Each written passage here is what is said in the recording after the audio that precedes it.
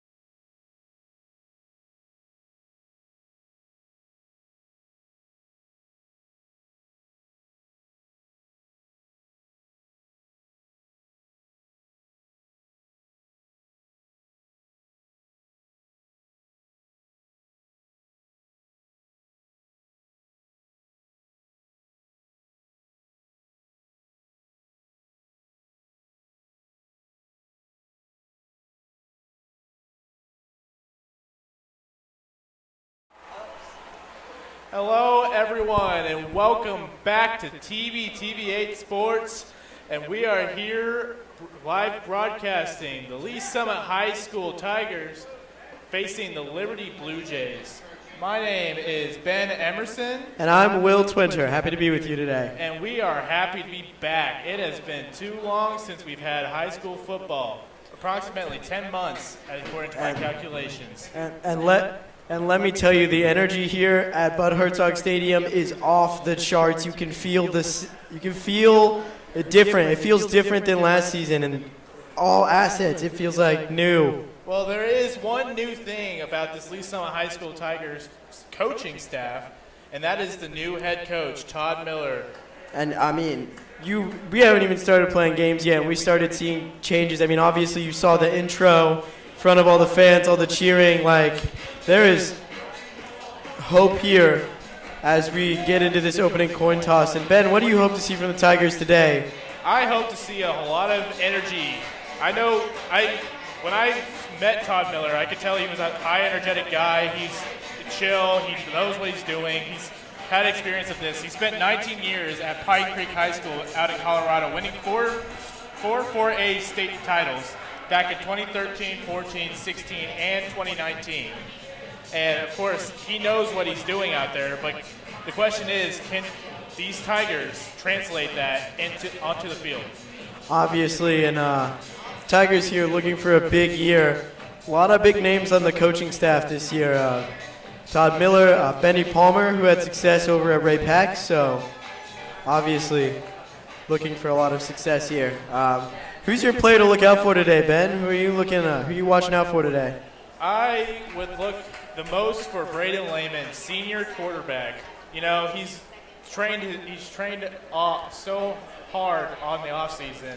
He's got multiple Division II offers, some Division III offers, and he's getting his first real shot at some varsity football. He had a couple of games last year, but not a lot of sample size for the old veteran QB. Absolutely, and he is looking hyped up coming off of the field. The player I'm looking out for is going to be receiver Jackson Hawker. I sat in on one of the meetings, and they were just talking about how much they really like this guy, and they use him all over the place. Coach Palmer even referred to him as the Swiss Army knife. You can use him however you want to use him, and I think they're going to find some creative ways to get this guy involved. And that's also, they call him the Swiss Army knife because he also is a safety, and I think he's the starting safety, along with R.J. Scott, who is a returning starter on the defense, and he's looking to be a big name. He's looking to be a big name, big captain. He's going to lead the way. Him, Nathan Alexopoulos, Kier Lewis, they all know what they're doing. They've had years of experience doing this, and it's just going to be really exciting and fun to see. R.J. Scott and Nathan Alexopoulos were both defensive leaders last year, obviously, and you're hoping to see them take even another step forward this year under head coach Todd Miller. And as we prepare here for the opening kickoff, we see Staley Tyree out there. And we are underway here once this kickoff. And welcome to the 2024 high school football season, everyone. As Tyree kicks it out of bounds, that'll be a penalty, and the Blue Jays will start at the 40-yard line. Definitely. Not how the Tigers were looking to start with that penalty, but. And Tyree's a young kicker. He's a sophomore. He's not really a fully established kicker. He's not like McCarthy was last year.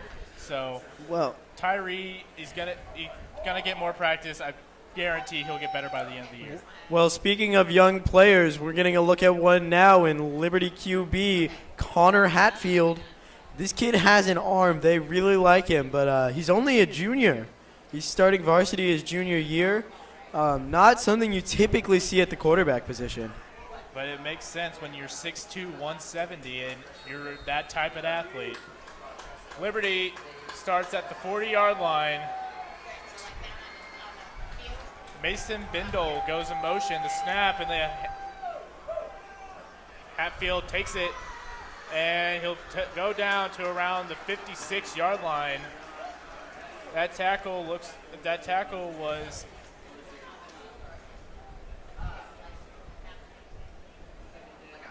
It is second down at the 46-yard line. And you talked about how good of an athlete that quarterback is, and they just showed it there. First play of the season, what are they going to do? They're going to put it in his legs. So expect big plays from his arm and his legs tonight. And according to what I just saw, they like the option as, once again, Bindle goes in motion. The snap, they hand it off this time. That is Jackson Hicks, who gets the first down, and they will move the chains at around the 48-yard line. And this is exactly the type of game Liberty wants to play. They brought back all 5 of their starting offensive linemen from last year. None of them graduated. So there's a lot of chemistry there, and they're big dudes. They're going to get some lanes open. So expect them to keep the ball on the ground as much as they can. Snap. Hatfield steps back. He takes a deep shot. And it's picked off by Preston Hatfield at around the 10-yard line, and it'll be the Lee Summit Tigers ball. And that's just great coverage right there. Hatfield tracked it down immediately and went up and got it. Great coverage by Preston Hatfield. I don't really know what the quarterback was reading there because he didn't look very open on the throw. Like, at no point did I think that receiver was open enough to throw that ball. If Liberty North wants to win this ball game, they're going to need him to make better reads than that. And a big defensive stop from the Tigers gets the offense started at around the 13-yard line. And here comes senior QB Braden Lehman. And this will be our first look at him in a non-blowout, so we'll see how he does here. Lehman last year had 13 yards on varsity, and that 13 yards came in one play against West. So we'll see what happens here as he hands it. No, he throws it, but it's just short of Peyton Hatfield, the twin brother of Preston. I don't know if that was tipped at the line, but that just did not look good. It did not look like a good throw. Well, it looked like he might have had a little bit of pressure there, but once again, read options are tricky. Yeah. Braden Lehman, really good pocket passer, really good in the pocket. I've heard a lot of concerns about his ability to move. He has the ability to do it, but not as well as some other quarterbacks that you'll see. Yes, I have been told Braden Lehman improved his arm on the offseason, but from what I know from experience, he's more of a pocket passer. He is not a scrambler. He's not a dual threat. So we'll see what this gets him here as he snaps the ball and throws it, and it'll be outside of the reach of Brock Gourdet. And it looks like Liberty North watched their film because it seems like they see him being a pocket passer, and they're applying a lot of pressure, disrupting that pocket early. The Tigers' line is going to need to play better here if they want to get any sort of momentum going. 3rd and 10, ball still on their own 13-yard line. And you have to think they take a shot here, do they? Again, I sat in on one of the team meetings, and I saw some of really creative play designs for 3rd and long, so let's see if they pull one out here. Lehman talking about the play to Preston Hatfield, who's in the backfield, and there's a flag on the play. Could we get a false start here? Maybe. Can't exactly see the play clock. I think it's going to be either a false start or a delay of game. It is a delay of game on the Tigers. 3rd down and 15. And that's not going to be good, but 3rd and long becomes 3rd and longer here.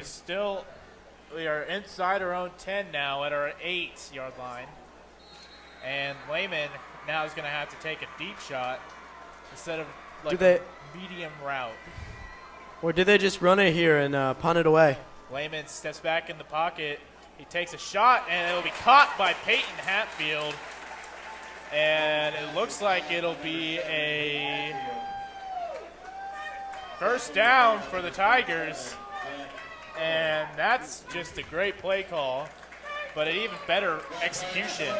Good play by Lehman, good catch by Hatfield. And let me tell you, this team loves all of their receivers. They like the Hatfields, they like Hawker, they just love everyone they got out there. So. And Peyton Hatfield is a returning starter, had 263 yards last year and 2 touchdowns. As Lehman does a quick pass and it's picked off. That is Brooks Ragland, and he will take it into the end zone for a pick 6. Yeah, that was a good play by the linebacker. I think that was a RPO, and he faked like he was crashing for the run. Lehman read it, and he threw it right to him. And that's just an unfortunate way to start things off here for the Tigers offense, but there's still a lot of game to go here as the Blue Jays get set up for their PAT. A lot of defense here early. Turnovers on both first drives, one of them obviously being the pick six that just occurred. So we're going to need to see better production from both offenses as this game goes on. But the big question is, how do the Tigers offense come back from that? I mean, they were taking shots in the beginning.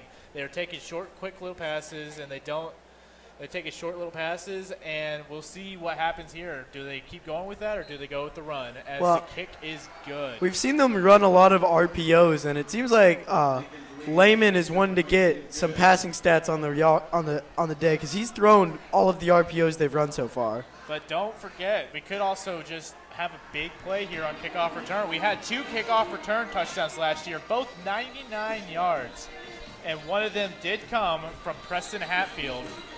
So we'll see what happens here as obviously the Tigers could be a dangerous threat even in special teams. I mean, even without return man Max Cates back there this year, there's still a dangerous threat on kickoff returns. And the Hatfield twins are going back there along with Carson Feny, a returning starter on the offense. He's only a junior, and last year he had 572 receiving yards along with 2 touchdowns. That's going to – hopefully we'll see that translate into this season as well, as I think the future is bright for Feny. Absolutely. So down early here, the Tigers – a little bit of hope after that early pick. The Liberty North took the deep shot. You get the pick. You're hoping it can translate into something, but not only do you not move the ball very much at all, you give them some points. But, it's the first drive of the year. A whole lot could happen. They're just getting the jitters out now. I feel like this drive is going to be a special one, especially with how this Tigers offense has looked in practice. Well, just going off of what I saw that first time, we're going to need to see a much cleaner pocket this drive. The kick is away, and back to receive is Hatfield. And, it looked like a dirty tackle there, but it was clean. I mean, the refs are a lot closer to the play than I am, but it looks like I saw a face mask there. That did look like a face mask to me as well, but apparently it was not, and Tigers will start their offense at the 18-yard line. Well, if you're the Tigers, you just got to ignore that first pick, all right? They started with the ball anyway. It's almost like they went down and scored. This is exactly where you would be anyways if they had scored on their first drive. So one of the bright spots for the Tigers is their wide receiver core. All 3 starters are returning starters from last year. We'll see what happens as a direct snap goes to Hatfield. It doesn't look like it gains much. It looks like it's about a yard. The creative play design there. They faked normal formation, and then it was actually wildcat. So, but Benassi enters the game kind of as an extra running back. You have to wonder if they're going to run the ball here, as they have 6 guys up front, including the tight end, along with Benassi. That's a potential 7 blockers. I would think they would have to. The passing game just hasn't gotten going the way they wanted to, and they've wanted it too early. 2nd down and 9, and Lehman gets hit, but gets it off to Hatfield, who makes a move and gains around 5 yards to make it short and a 3rd and manageable now. That one looked like another RPO to me. They had the option to hit it off to the back. They had the screen out wide, and the screen was wide open.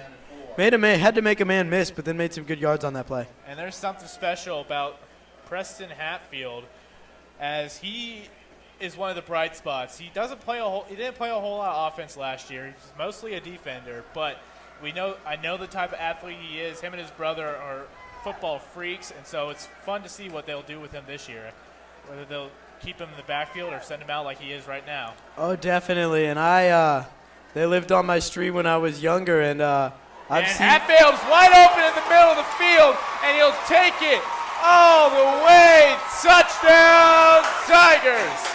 That is Preston Hatfield lined up, and no one expected it on the Blue Jays roster. And the Tigers answer quickly after the mistake they made in the first drive. I mean, what happened there? Liberty North, like, just a lapse in coverage, it looks like. Preston Hatfield open wide in the middle of the field. Yeah. I can't even explain what happened there, how he got so open. A 76-yard touchdown for Preston Hatfield, the first of the year for the Lee Summit Tigers, as we are now seeing the true potential of this offense. Yeah, the Hatfields are just athletes, man. And looks like we're lining up in a unique form. Are we going for two? Interesting formation as the Tigers go for two here. Wildcat Hatfield in motion. Snap goes to Preston Hatfield, and it's close. He's short, and the Tigers will be unsuccessful on the two-point conversion, as it is 7-6 Liberty. And I mean, I understand the risky play call. Plus, their kicker Carson Feny hurt his ankle in practice the other day, so they can't really kick the ball. But sometimes you just have to take the trust in the young guys. I was unaware of their kicker injury, but very risky move to just go for it early. You would think you want to have a kicker on the roster you can trust to make that field goal somewhere. And a taunting call on the Tigers will push the kickoff back. Very, very strange to get a taunting after you missed the PAT, but. Well, this Tigers team, they don't hold back. From what I've seen from these players, they are vicious. They are out for blood, especially since last year's game whenever we played Liberty and lost 15-10 on the final play. A lot of big personalities on this Tiger team. Kickoff team goes out there, and Staley Tyree will have to kick it off from the 25-yard line, and that's going to be a big break for the Blue Jays, as it looks like they might get better field position as they would compared to a regular kickoff. And it looks like we're going to get our second look here at the Liberty North offense. We saw some positive things from them that first drive, but overall ended in the pick, and we didn't see them a whole lot. They didn't really. You think they stick to the ground game, or do they go back to the air? They clearly trust this kid's arm. And a flag on the play, I believe, on the Tigers. I think we're going to get a false start here. And speaking of Liberty, they are ranked number 8 in Missouri's preseason rankings, according to Max Preps. And this team is supposed to be really good this year. I mean, they were ranked number 8 this year. They finished ranked number 12 last year. So it'll be exciting to see what this Tigers defense could do against this the Tigers, coming off quite a few rough seasons under a new head coach, they're looking for their statement win here. Game 1 under Tim Miller. Tyree kicking it off at the 20 now. Will kick it away, and a good kick from the young buck as it's all the way to the other 30-yard line. And that is number 2, Deacon Price, and he takes it all the way down inside the 30, but there is a flag on the play, and you have to assume that's on the receiving team. It looks like we got a block in the back. And I mean, with how many holes open up there, I wouldn't doubt it. Really great return there, undone by the penalty. And now we get to see this Tigers defense in a full as they are led by as they look like to be majority seniors out there.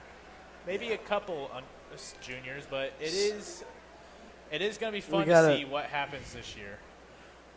Very similar to the Tigers' offense, this Tigers' defense has a really good cornerbacks and safeties, but the question's going to be on that line. Can they generate enough pressure against a good Liberty North O-line? And it's back on the field is Connor Hatfield for the Blue Jays. Bindle goes in motion. The snap, hands it off to Jackson Hicks. And he will gain around 3 yards as he'll be brought down by. Look, we got a flag on the field. I think it's going to be holding. We're going to have to replay this down. Hill will be Hicks will be brought down by what looks to be Dayton Masters, another returning starter from last year's defense. But he is a junior, and that's another one that has a bright future ahead of him. He was second on the team last year in tackles, and truly just an athletic menace out there. Absolutely. Penalty on the Blue Jays. Looks like it was holding.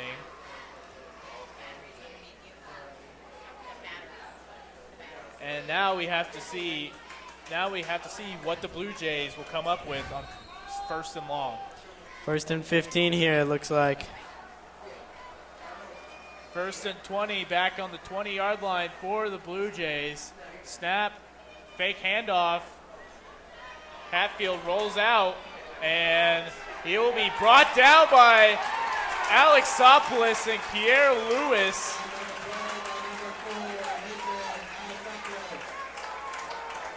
And that'll go down as a sack for Nathan Alexopoulos. Truly a headhunter. You know, he knows where to find the ball, and he knows how to hit.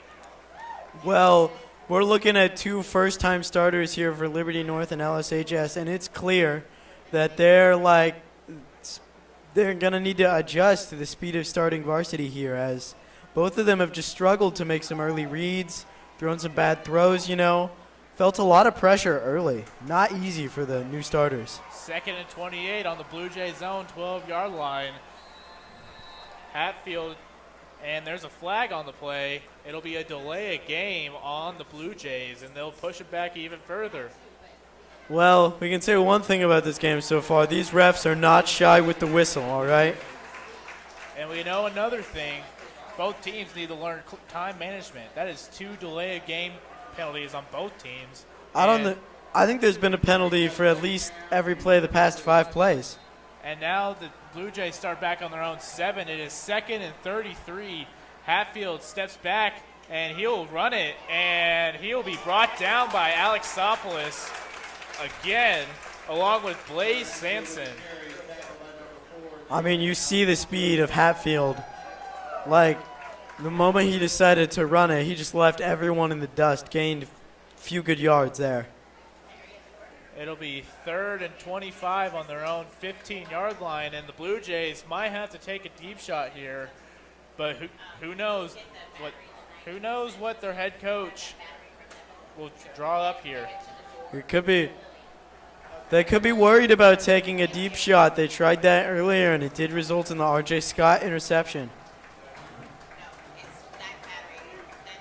Runner goes in motion. Hatfield steps back. It is a screen pass, but it is read immediately, but he breaks the tackle, and R.J. Scott with a good angle, but it is just short of the first down. You see it. You see a broken tackle like that, and your brain immediately starts to think, oh, this is going to be a big game. But a lot of Tigers were over there quickly to stop that before it could get too far. And it looks like the Blue Jays are sending out their punt team as they don't want to try the 4th and 5 here, 4th and 13 here. And the punter, Luke Persian, is out. And back for the Tigers is number 7, Peyton Hatfield. We'll see what he does here. Snap is away, and the kick is away. High kick. It is a short one, too, and it has a good bounce all the way inside the 30, and at the 21-yard line. That's a great punt from their Blue Jays punter, Luke Pershing. And now the Tigers are back on offense. From the 21-yard line.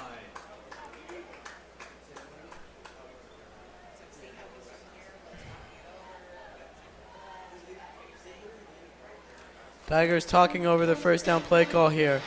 They're hoping that big play last drive can really ignite this offense. And maybe it will, as it looks like they're going to be a lot of players playing both sides. As you saw earlier, Preston Hatfield was start as a cornerback and a running back. Now R.J. Scott, safety and running back. And there's a flag on the play. Wow. Looks like it is on the Tigers. Yeah, you talk about playing both sides. You got Jackson Hawker, who's going to be playing wide receiver sometimes. He'll be out there at safety, starting at safety. So a lot of two-way players here. But too many men on the field for the Tigers. I've seen That's a brutal way to start off a drive. this is a very different looking offense than the one last year. And I don't mean in terms of players, but I mean in terms of the plays they have run so far. A lot of creativity. A lot of Wildcat stuff. It's been interesting to see. Haggerty goes in motion. Lehman takes the snap. It'll be a screen pass, and it'll be tipped at the line before Feny could ever make a play on it. It is second down and 15 on the Tigers' own 16-yard line, and I like the play call, just not the way I expected it to go. We're going to need better line play. There's just live stream's down. That's well. This should be down on the ground, not here.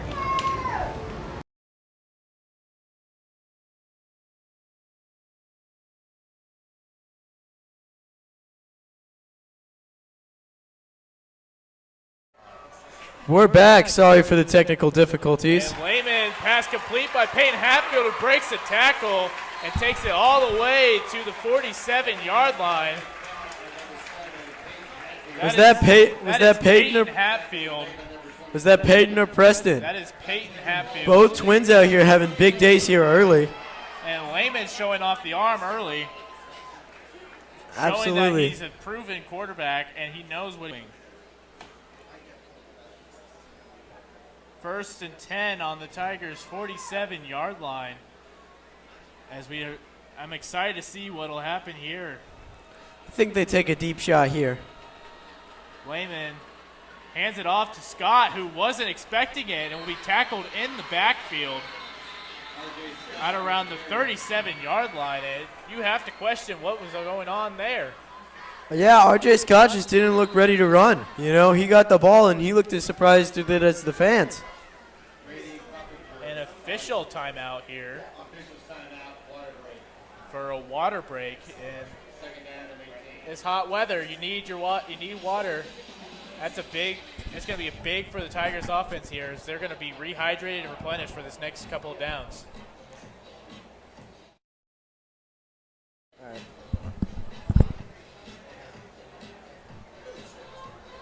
Tigers offense sucking it up with Benny Palmer. Now you would expect the head coach to be calling all the plays, but no, it's both the coordinators. Offensive coordinator Benny Palmer calling the offense, and defensive coordinator Jason Wright calling the defense. And let me tell you, these guys love Benny Palmer, all right? When it was announced Eric Thomas would be leaving, I know a lot of these guys were hoping it would be Palmer. I'm fortunate enough to have one of his classes. He's a great guy, just a great person. A lot of guys really respect him and look up to him. Second and 18 here on the Tigers' 40-yard line after the break, and we'll see what Coach Benny Palmer and Todd Miller drew up here for the offense. Lehman back in the backfield, takes a snap, hands it off to Preston Hatfield, who makes a move, makes another one, and breaks a tackle, and he is still going inside the 30 at the 25-yard line. That is one of the most impressive runs I've ever seen.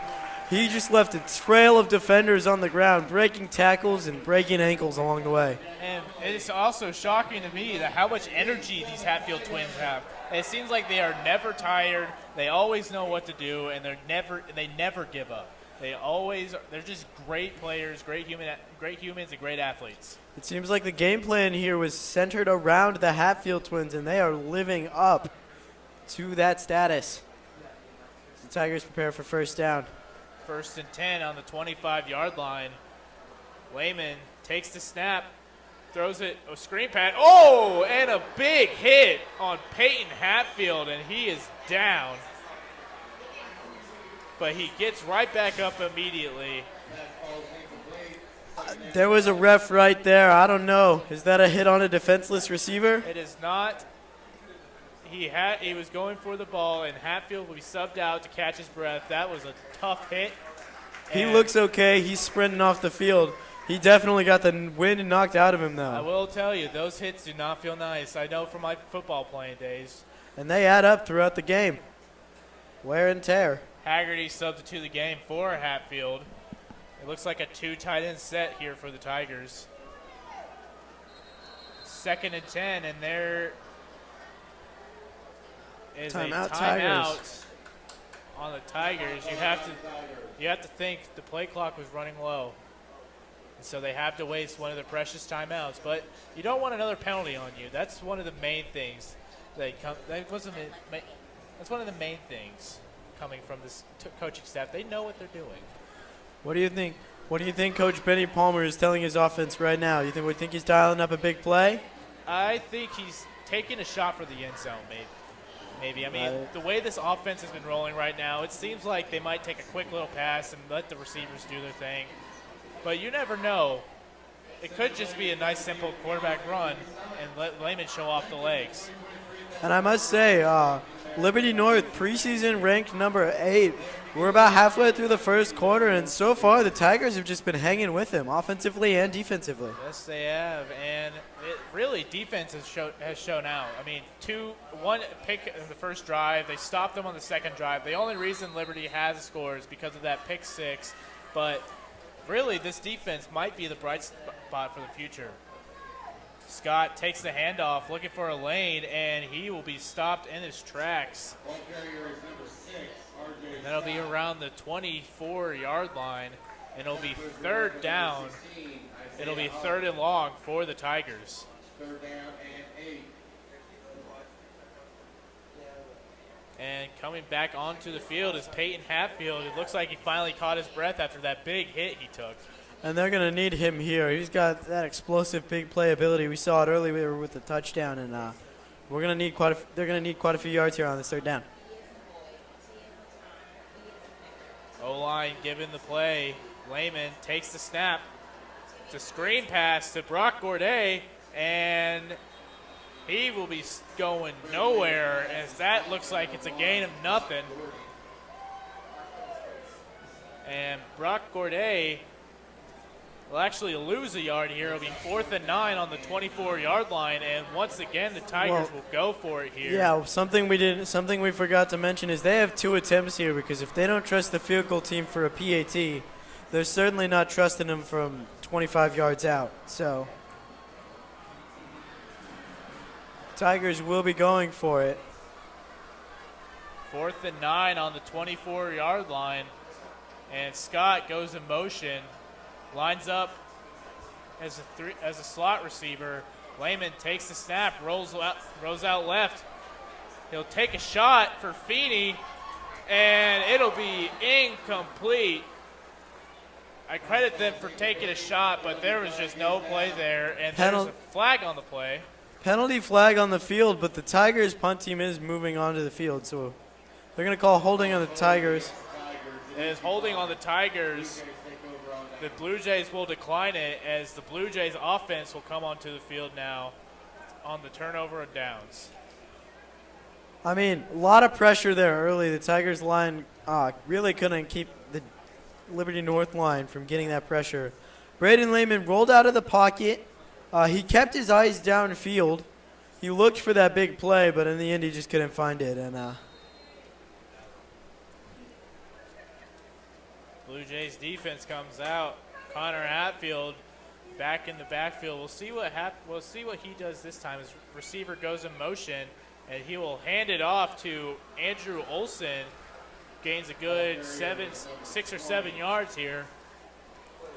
It'll be 2nd down for the Blue Jays on their own. On their own 32-yard line. Watching it early, it looks like on both sides of the ball, the Tigers are just getting dominated in the trenches, you know? Liberty North really had their way with this running game early on. Runners in motion. And there is an offsides on Kiera Lewis, and that'll give the Blue Jays a 1st down here. That's one big thing that I have learned. You have to keep your eye on the ball if you're on defense. first and 10 for the Blue Jays. You can time up the snap, but if you keep your eye on the ball, you know it immediately. Thought I saw Liberty North flinch there, but they're going to call that offsides. First and 10 for the Blue Jays on their own 37-yard line. Hatfield hands it off to Olsen, who gains another 5 yards. It'll be second down at around the 49-yard line. Number 20, R.J. Murphy.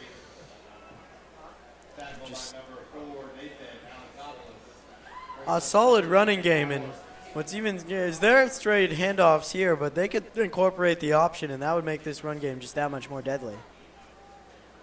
This Tiger defense was not willing to give up, though. As we hear, Nathan Alexopoulos has been running around the field, making tackles left and right, knowing exactly where the ball is at all times.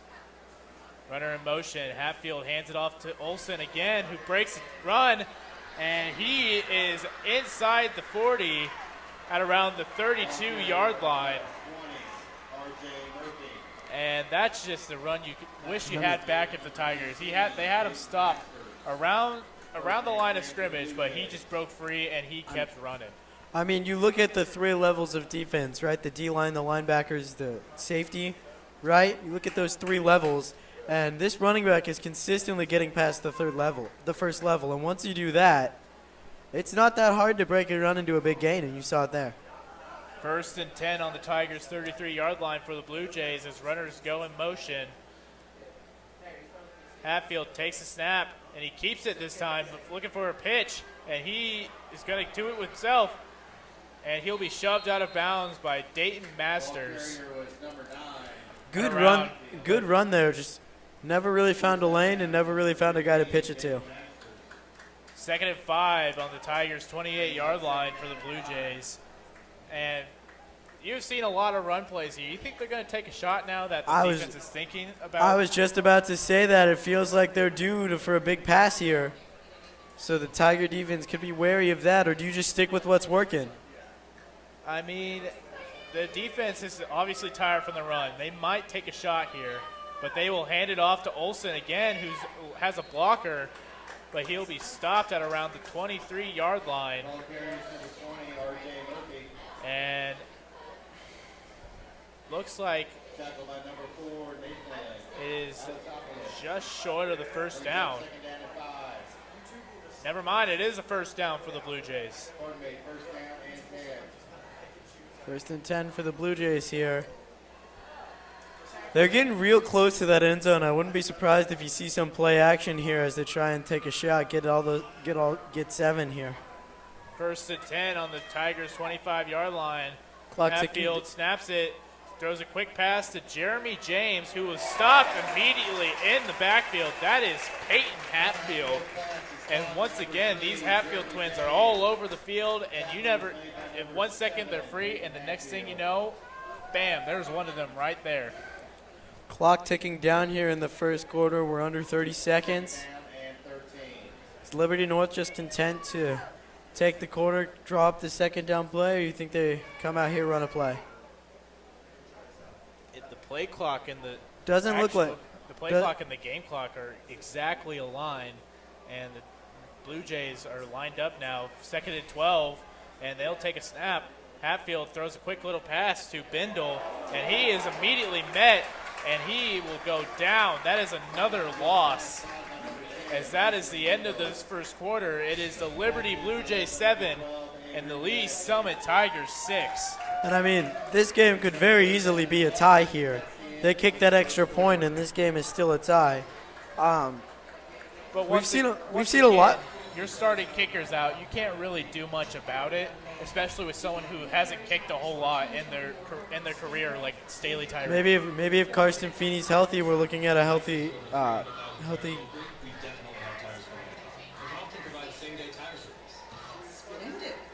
And back to the new Tigers head coach, Tom Miller. His son actually plays at Iowa State. He was a 3-star recruit. He was the number 5 player in Colorado. And I'm excited to see what he will do at Iowa State. He also, when he was at Pine Creek for 19 years, had a 192-40 record. That is just impressive, no matter what level you play on. Todd Miller is obviously a winner, and he knows how to win. He knows what he's doing. 16 conference championships. He went in 4A. He moved up to 5A his last 2 years at Pine Creek and still had a 20-5 record. And obviously, Todd Miller is going to bring he's going to bring something new to this Tigers team, who has dealt with a lot of mediocre teams in the past. And both teams coming back out here to play this third down. It is 3rd and 11 on the Blue Jays' 24-yard line. We've switched sides of the field here. Hatfield back there again. He'll step back in the backfield, and he is met. That is Nathan Alexopoulos again. And he has just been everywhere. We've been praising the Hatfield twins for doing everything. Alexopoulos is the captain of this defense, and he knows it. He was a defensive superstar last year as a junior, and here in his senior year, he's really looking to step it up. Alexopoulos led the team in tackles last year with 85, along with a pick. So obviously, he's going to want to do better this year. Maybe even crack 100 tackles as the season goes on. It is 4th and 11. The Blue Jays are going to take a shot here. Hatfield steps back. The shot, and there's a wide open man, but it's knocked away by Dayton Masters. Great play on the ball there. There is no quit in this Lee Summit team. That was a great pass breakup there. And you would think that these defensive backs would have taken a step back maybe. You know, we lost 2 big starters in Max Cates and Quincy Lewis, but it looks like these defensive backs know exactly what they're doing, and they are not afraid to show it. They are hard hitters. They are ball hawkers. They know it, and they know it. So then, go back to OBS. Tigers offense back out there. It'll be 1st and 10 on their own 24-yard line. And you have to think Lehman is not content with his play right now, as they have been short. They've gotten short plenty of times, but maybe this will be the break here. Oh, and switch that to all 5. And a flag on the play. Another delay of game on the Tigers. That'll move them back 5 yards. It'll be 1st and 15 on the 29-yard line now. And that is, once again, you don't want that to happen to your offense, especially since it's a vibe killer. You know, something good is happening, and then, you know, that happens, and everyone's morale is just down the dumps. Lehman takes a snap, fake the handoff. He'll take a shot here. He looks for Feny, and Feny with the catch, and he will take it. Nobody's going to touch him. Oh, way to the end zone. Touchdown, Tigers. That is a 81-yard touchdown for the junior Carson Feny. And you have to think, they are no longer down the dumps with their vibe. They are all the way up now. Absolutely. And that is the second explosive play you've seen. Benny Palmer drawing up some big plays, different guys, explosive offense here.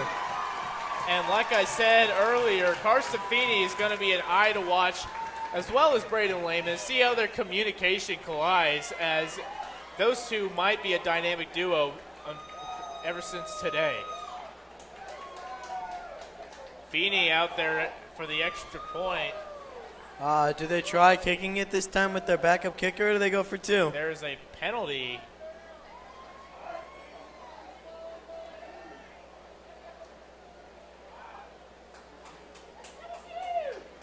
And I do not know what the penalty was.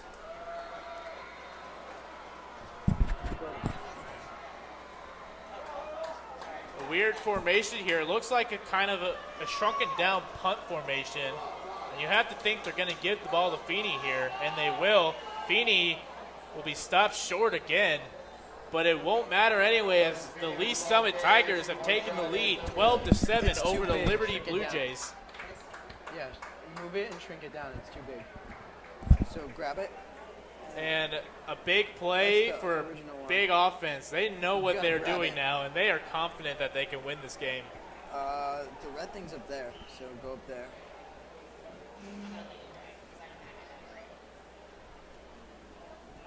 Kickoff team heading out there now.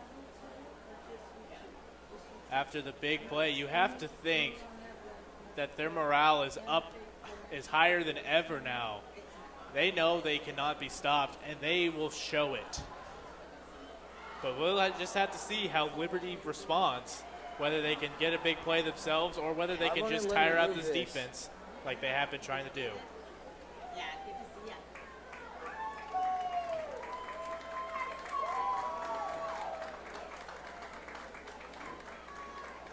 Penalty intercepting off is the roughing the passer penalty on the touchdown. And I know, but I'm there just was a making it look roughing the better for you. passer penalty on the big play touchdown that'll move the Tigers up to the Blue Jays 45-yard line. And that'll credit Staley Tyree now a little bit more, as maybe he could get a touchback here, but it'll give the Blue Jays bad field position to start off their drive. Tyree with the kick, and it is all the way But back. when It'll be a the first time, you touchback, couldn't see it because it was too big. and the Blue Jays will start Shrink on it the down, but for some reason 25-yard it's line. up here.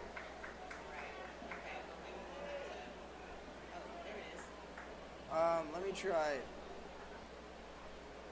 I'm gonna have to delete the other one for a little Blue bit. Jays offense out here, Go, go, go, and go, go. they're gonna Oh, it try didn't- and get it going here, as they have been stopped Yeah. multiple times, starting with the pick, and then they were stopped on 4th down last drive.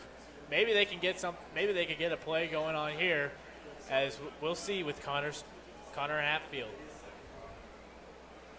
James goes in motion, be a handoff to Olsen, and he will be tackled at around the 22-yard line. 5, Jackson Hicks.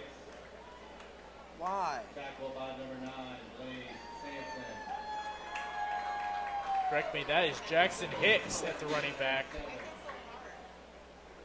It'll be 2nd and 7 at the 23-yard line for the Blue Jays, who have been pounding the zone with the running game. And once again, runners go in motion, and they will hand it off to Hicks, who will be met at the line of scrimmage and pushed back. That is Nick Dawson and Kier Lewis up there, along with Nathan Alexopoulos, to just seal the deal and help them gain 1 yard.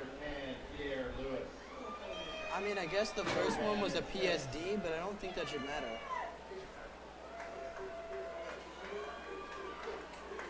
Third and 6 for the Blue Jays on their own 24-yard line. Hatfield takes the snap, fakes the handoff, and there Where's PSD? he'll give it away, and it'll be dropped. That is Mason I don't know, Bindle. but that's the one I did the first time and it And- worked. Blue Jays thinking about punting here, and here comes the punt team, as that's just something you don't want to do for the Blue Jays if you're the Blue Jays offense.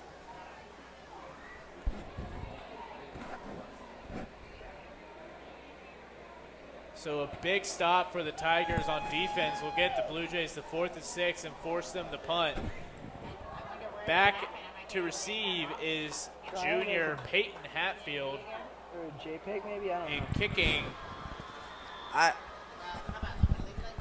and kicking is Luke Persian, and the ball will bounce back, and they'll be downed at around the 48-yard line. Tigers from the 48-yard line. It'll be 1st and 10 on the Blue Jays 48-yard line for the Tigers, and great field position to start off here after a big play touchdown. Save as.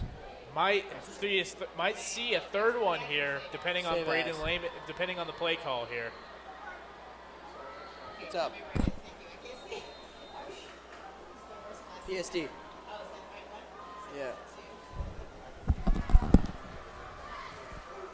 Lehman takes the snap, hands it off to Preston Hatfield, will get it to the outside, and he will use his speed, hurdle a guy, Great play there. Excellent play. What a hurdle. Tackled around the 18-yard line. That is Brooks Is it Ragland. here somewhere? It'll be another first down for the Tigers at the 20-yard line. And they are officially in the red zone.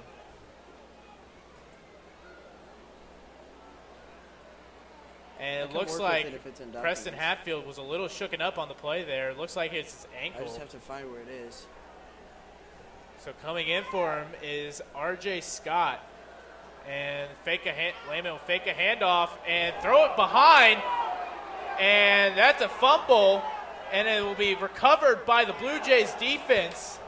And that is not something you want to do if you are Braden Lehman, as the Blue Jays will get the ball at the 45-yard line.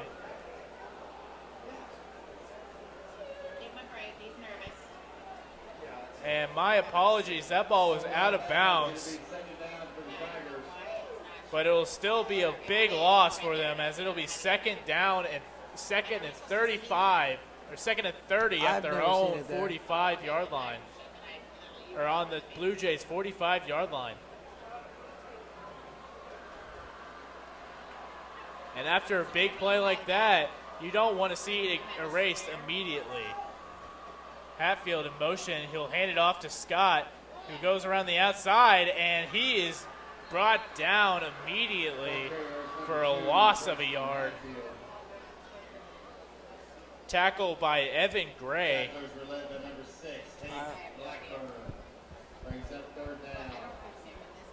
And it'll be 3rd and 36 on the Blue Jays 46. Wait, try making everything bigger.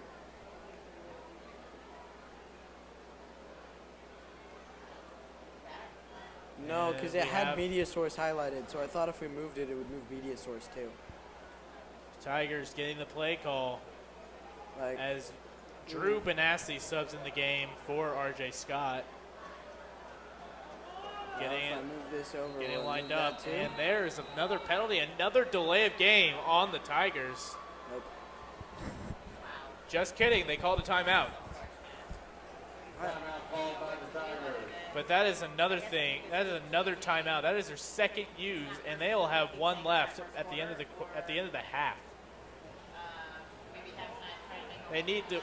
Obviously, this Tigers offense needs to work on their time management, as that is their third. That is the potential. That was almost their third delay of game penalty, as they've had 2 so far. But they luckily called the timeout right before that one happened. Yeah. Really a rough game, like delay of game penalty, but it seems like they're taking the time to call, really thinking these plays through, and they're calling good ones when they get them off. Let's see what this Tigers offense drew up here after 2 loss plays. It is 3rd and 36 on the Blue Jays 46-yard line. And it looks like it'll be an empty backfield. 4 receivers and a tight end out there. Let's see what they got cooked up. As Lehman takes the snaps, drops back. He'll take a quick shot to Preston Hatfield, who will get popped. That is Aiden Ryan with the tackle. Big hits here from Liberty North. I got to start wondering, when is it a hit on a defenseless receiver? Because it seems like they're coming in for these hits pretty early. And they're not getting hit long after the catch. The rule is if the receiver is going for the catch and has the ball in his hands, you can hit him. But before that, you cannot touch the receiver at all. So I guess the hits are arriving on time, but they're pretty big hits. Tigers going for it on 4th down. It is 4th and 24 on the Blue Jays 35-yard line. Lehman steps back, takes a quick shot to Feny, and Feny will come up a couple yards short of the first down, as it'll be Blue Jays ball on their own 21-yard line. I've seen a lot of passes from this Mizzou offense here. Lot of yards. Very air raid offense here from Lee Summit week 1. Let's see what these Blue Jays have in them after two stops on 4th down. Their offense has just not been getting going. So we'll see if Connor Hatfield could start something up here for the Blue Jays. Hatfield takes a snap, hands it off to Olsen, and he will gain around a yard. Ball carriers number 25, Jackson Hicks. Tackle was made by number 65. And that'll be 2nd and 7 at their own 25-yard line. And once again, the Blue Jays sticking to the run game. You have to think that means they don't really trust in their QB's arm, as they've been majority run and just, I think, only 2 passings here. Hatfield takes a snap, drops back. He's looking deep. He finds no one. He finds a man. That is Jeremy James with the catch. And it looks like he'll be just short of the 1st down. I must say, as a passer, Hatfield has not looked very confident going through his reads. He's taken a while. He's taken a lot of times. He's run out of the pocket a lot. Something you might expect from someone making their first ever varsity start in their junior season. 3rd and 3 on their own 29-yard line. Blue Jays have a play. Runners in motion. Hatfield takes a snap, will hand it off to Olsen, who will be brought down. And once again, that is Nathan Alexopoulos. And he, once again, is just an Iron Maiden back there on the defense, making every single tackle, as it looks like.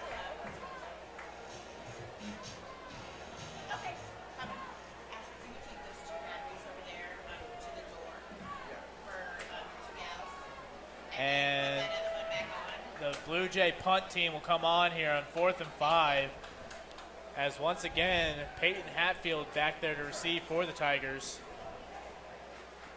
That is back to punt. It's Luke Pershin. And for those just joining us here, it is 12-7 Tigers. And despite what it may say, it is actually the 2nd quarter here. And official timeout here, as I think it's another water break. I'm going to put the other one back in for now. And if that doesn't work, well, I would try and solve it at halftime. Up something here on defense. Maybe to block a punt, maybe to find a way to get to the punter before he has a chance to kick the ball away.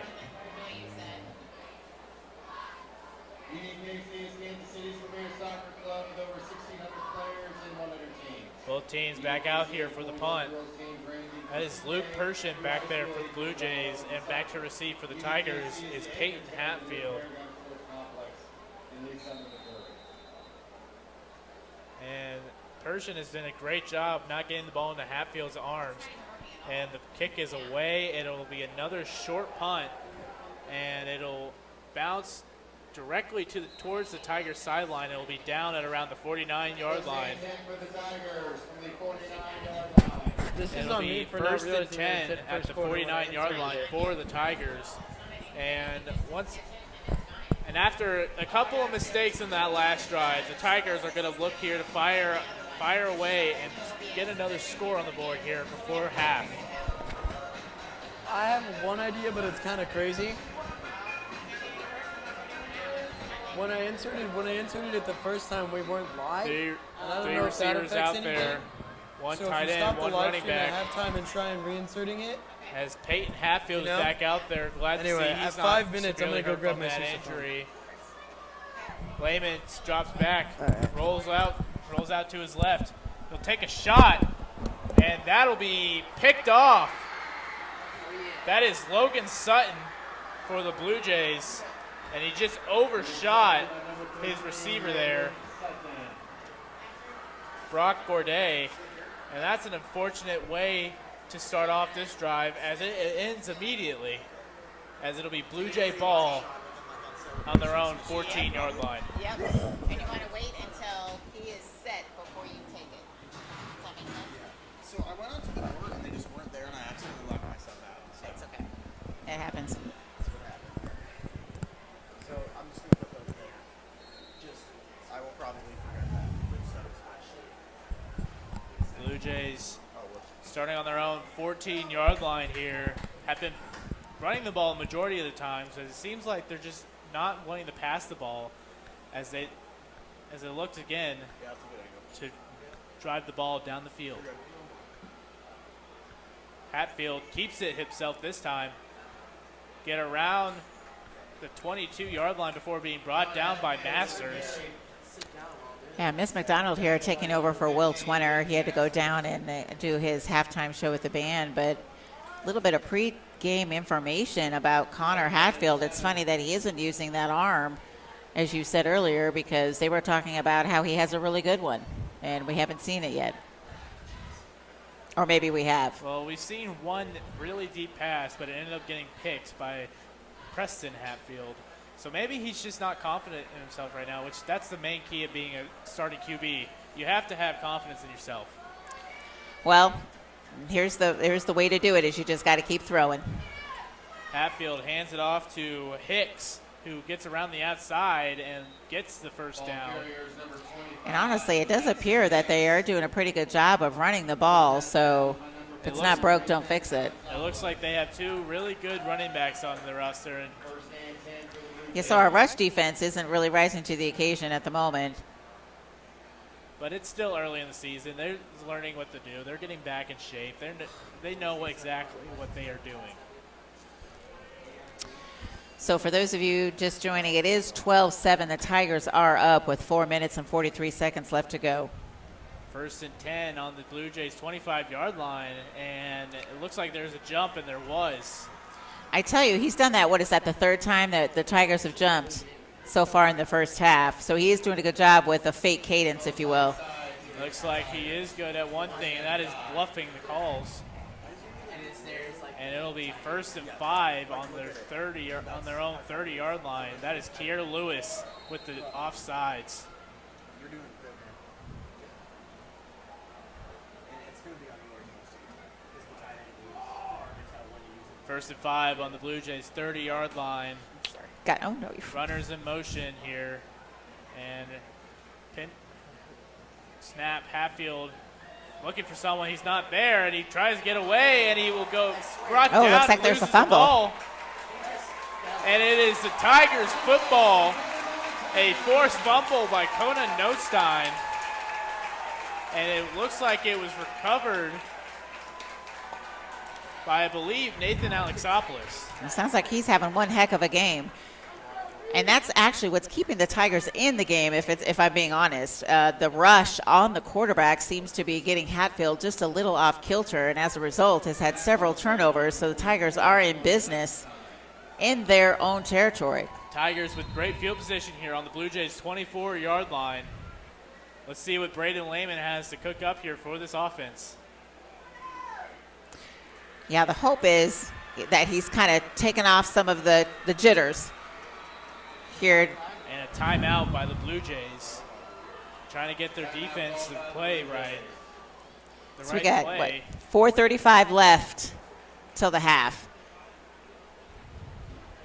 And it looks like it's just been a little bit of sloppiness on both teams. You know, a couple turnovers that should have probably have not happened, but also a lot of really good plays by both teams, including the big touchdown by Preston Hatfield and the big touchdown by Carson Feny for the Tigers, along with all the defensive stops from the Blue Jays.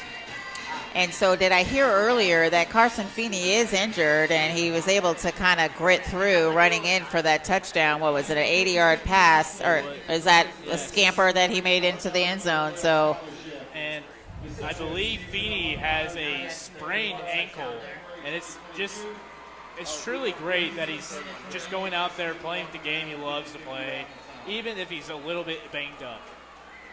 And we need it. 1st and 10, Lehman takes the snap, hands it off to Hatfield, who's got the speed around, and he runs it to his own brother and will get knocked down at around the 16-yard line. Okay, And- where they need to. Sorry, go ahead. And it's not every day you see a brother tackle another brother, especially when they're on the same team. Indeed. I was talking to one of the coaches, Coach Little, who coaches him in basketball, Preston Hatfield, that is, and he talks about his speed all the time.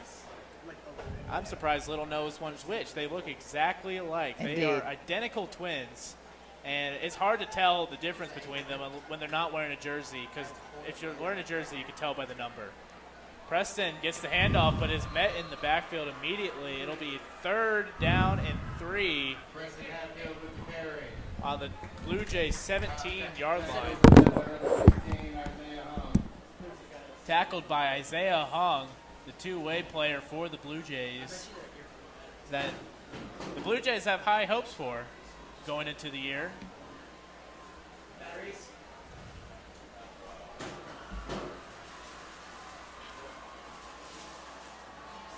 Third down and 3 on the Blue Jays 17-yard line. And Lehman takes the snap, does a quick pass to Hatfield, and makes a move and gets the first down inside the 10 at around the 6. And once again, Preston Hatfield shows that he has explosive bursts, but he's also really strong. But he doesn't look like he would be. Yeah, Preston Hatfield stands in at around 5'8", 155 pounds, but It's muscle. he is just a freak of nature, along with the rest of these receivers here. Lehman hands it off to Preston Hatfield again, makes a move, breaks a couple tackles, takes it inside the 5 at around the 3-yard line. And it'll be 2nd and goal for the Tigers here at around the 4-yard line. And they are really getting the Hatfield twins involved here. They, like we have said, they are great athletes. Preston Hatfield takes the play and he dives for the touchdown. It is a touchdown for the Tigers. Preston Hatfield once again. Flies into the end zone this time. And that just shows his complete athleticism. He's not afraid to take a hit either. Kick you go. So now, for those of you that are watching at home, we had a little bit of technical difficulties with our Chiron, or score bug is what we call it. So we're going to try and see if we can fix that at halftime. So score now is currently, before the PAT, 18-7. Tigers have 18 and Liberty is 7. But we have the PAT coming up. There will be no PAT. They are going for 2. Oh, thank you. Excuse me.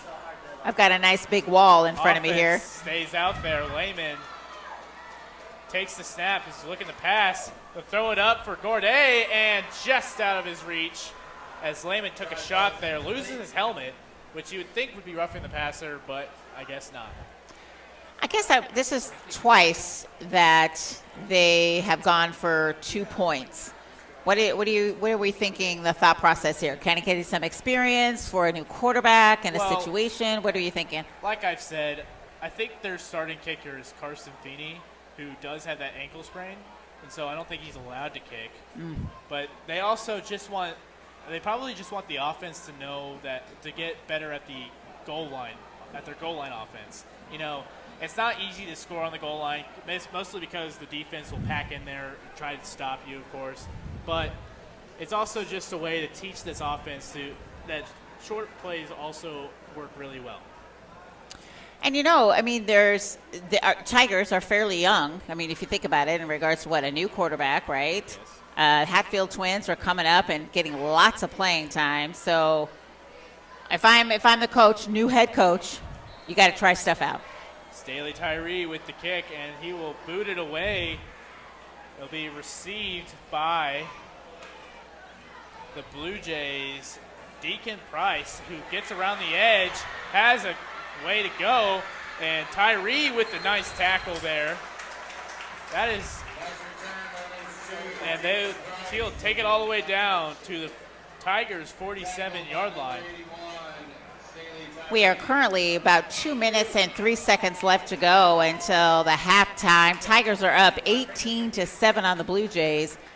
And I hear this halftime show is going to be one special one. Well, the band's coming back from a long summer trip, and I think they're just ready to play some instruments. well, I think the loud crowd is also got a little bit of entertainment for us. That has not been done, at least in the last 20 years that I've been here. So we'll try to have that open for you guys, at least on a video perspective. But we do need to fix the scoreboard, so we may have to shut down for a second. So forgive that. We're going to watch I think it's going to be like a 50-yard meter dash with freshman, sophomore, junior, senior. At least that's what my captains told me this week. So we're going to see how that works out.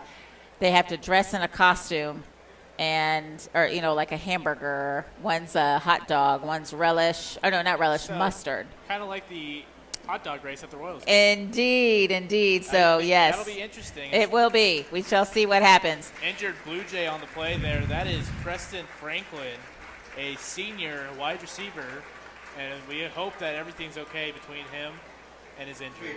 Well, it's always good whenever he's able to get up of his own volition. So that's a positive sign right there. Blue Jays start their offense on the Tigers' 48-yard line, and we've seen a lot of run plays. You think they're going to take a shot here with 2 minutes left here to play in the first half? I feel like they should take a shot. I'm sorry, say the Blue Jays? I feel like the Blue Jays should take a shot here with 2 minutes left in the first half. That definitely give them momentum going into the half because they haven't done anything since that score in the first quarter. It will be Tigers ball coming out of the half, so maybe they just want to play here to get the score up, as he will hand it off to Hicks, and he will gain around 8 yards get down to the 40-yard line. And clock is ticking at a minute 49, 48, 47. If they're going to score, they're going to need to do it quick. It'll be 2nd and 2 at the Tigers' 40-yard line. And with a great kick return like they had there, you might just think they score immediately here. Well, are they going to pass or are they just going to run the ball? And if so, they need to have a really nice running play with a lot of yards like this is looking like it's going to be. And they stay in bounds. If it's me, I'm trying to get out of bounds so we can stop that clock. Big hit from Jackson Hicks. He'll gain the first down, though, at around the 38, 39-yard line. And clock is still ticking here with about a minute 15 left. And Hatfield, once again, takes the snap, fakes the handoff, rolls out right, and being chased, and he finds a man open. That is Jax Frohilish. That was a hard name to say, wasn't it? It is. Clock continues to tick. We're at under a minute, 50 seconds left to go coming up to the half. So it's like a hurry-up offense here. They are going into their hurry-up offense here. And Hatfield takes a snap, throws it immediately. It's thrown up, and it's still caught by the Blue Jays. But that was after our defensive player was able to tip that ball, right? That is Cale Mortimer with the catch, and there is a player down for the Tigers. It is junior defensive end Devin Noel. Seems to be slow getting up here. He was there. Kind of taking his time back to the line of scrimmage. But I think he'll be subbed out of the game because he caused the injury timeout. And that is a rule. If you start an injury timeout, if you act like you're hurt, you have to come out for at least one play, and then you can go back in the next one. Oh. Well, that's probably to stop some teams from really taking advantage. Yes, that is to stop. Am I correct? That is to stop. I think it's to stop fake injuries. Yeah. Anything to win, right? Anything to win. So what do we got? 42 seconds. And there's another player down on the other end of the field. 42 seconds. Tigers are up 18-7 on Liberty Blue Jays. Had a couple injuries, like Ben was saying. Kind of stop all the action. I think this game's an improvement over last year. I mean, the Tigers have scored more points than they did in last year's game. I have to think that this is a positive start to a new era under Todd Miller. So, win or lose, it's a positive. We've seen some great play from the Hatfield boys. I mean, it's almost like the Hatfield show on both sides of the ball. And speaking of the Hatfield, Peyton Hatfield was the one injured on the other end of the field. Wonder if it was just a cramp because of how much he's played. Well, in the heat. Because both the Hatfield twins remind me of a certain college football player by the name of Travis Hunter, who in the Colorado game yesterday played, I think, 129 of 132 snaps on both offense Holy and moly. defense. Wow. Yeah. Is that even allowed at the high school level? Second down and 9 for the Blue Jays, and a little miscommunication, but Hatfield gets away, and he's on the run here. He will get out of bounds at around the 10-yard line. At 33 seconds left to go. Enough time, clearly, for them to get into the end zone, and we almost had him. We just could not. We weren't fast enough to grab him. First down for the Blue Jays there for Connor Hatfield, showing off his speed, and that gets me wondering if that's the reason why he's the starting QB this year. He looks like he's a quick person, quick athlete. And from a couple of throws I've seen, he's got a good arm. I wonder if he just has low confidence in himself right now after some mistakes he's made over the game. First down for the Blue Jays, and they will hand it off. That is Hill, and he will take it down inside the 10 at around the 6. And the important thing he did is he kept, it's 26.8. Did somebody take a timeout? I think. Yeah, timeout by the Tigers. Liberty. I think the Blue Jays took a timeout They did. there. I wonder how many they have left. I didn't check. They have one. So, very feasible for them to be able to come down here and score at the very least And a field goal. It also helps that they are on the 6-yard line. That does help. 26.8 seconds. Tigers up 18-7. So this is actually a pretty good time to go ahead and give a shout out real quick to our live stream crew thus far. We've got several folks out on the field. We've got Ben Emerson calling a great game, and Evan Weimer over here on a tight shot on the camera. And we also have 2 new guys here. Exactly. And so these are my freshmen. Oh, no. I have junior over here, Tristan. Asher, what grade are you in? So we do have a freshman up in here. And they, I wanted to see just how this happens. So we're glad to have him up here, and we totally are doing a great job. Second down and 5 for the Blue Jays here on the Tigers' 6-yard line. Hatfield steps back. He'll pass, and it'll be knocked away by Masters, who once again shows his incredible ball tracking skills. And you have to think he took a while to learn how to do that. Last year he was more of like the big hit safety. This year he's looking more like a coverage safety. So it sounds like, too, Hatfield initially, it seemed like he had all day to try to find an open receiver, but it looks like our secondary was able to shut down and cover our wide receivers and almost intercept the ball. So we got to take that as a small victory. 21.4 seconds left to go. Tigers 18, Liberty 7. Third and 5 for the Blue Jays here. Hatfield rolls out, looking for a man. He's got someone, and that'll be looks like a caught touchdown for the touchdown Blue Jays. That is Jax Frolich. And just like that, the Blue Jays are back in it 15 seconds before halftime. It is 18-13. Our poor folks at home are like, okay, we have floating numbers over here. 18 is Tigers, 13 is Liberty Blue Jays. We have 15.1 seconds to go until the half. Again, we're going to try and fix that at the halftime. And it looks like Blue Jays going for 2 here to make it a 3-point game, make it within a field goal. Hatfield takes the snap, hands it off to Hicks, who will throw it and overshot his man. That was a nice trick play, though. Had us fooled. I was not expecting that, and apparently neither was the receiver. Uh-oh, we might get another shot at it. Play.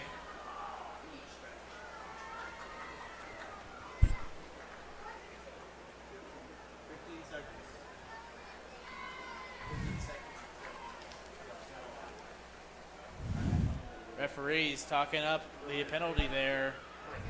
I didn't think I saw anything wrong with it, but I could be wrong. There is no penalty Oh, never mind. There is a penalty.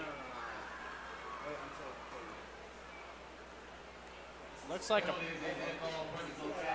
personal foul on the Tigers, and it'll be at 10 yards to the kickoff. Really like to film it. It's like my favorite thing to do. I would basically freeze. As it looks like the Tigers here, you think they take a knee here just to go to half? And to prevent any unnecessary injuries. I don't think, I mean, if it was like a minute 30, this would be a great opportunity to kind of open up like you know what I'm saying, a hurry-up offense, just kind of giving some experience. But we only have 15 seconds left. I agree with you. That would be an opportunity to just take a knee. Ball on the Tigers' 45-yard line after the penalty. And Blue Jays kicker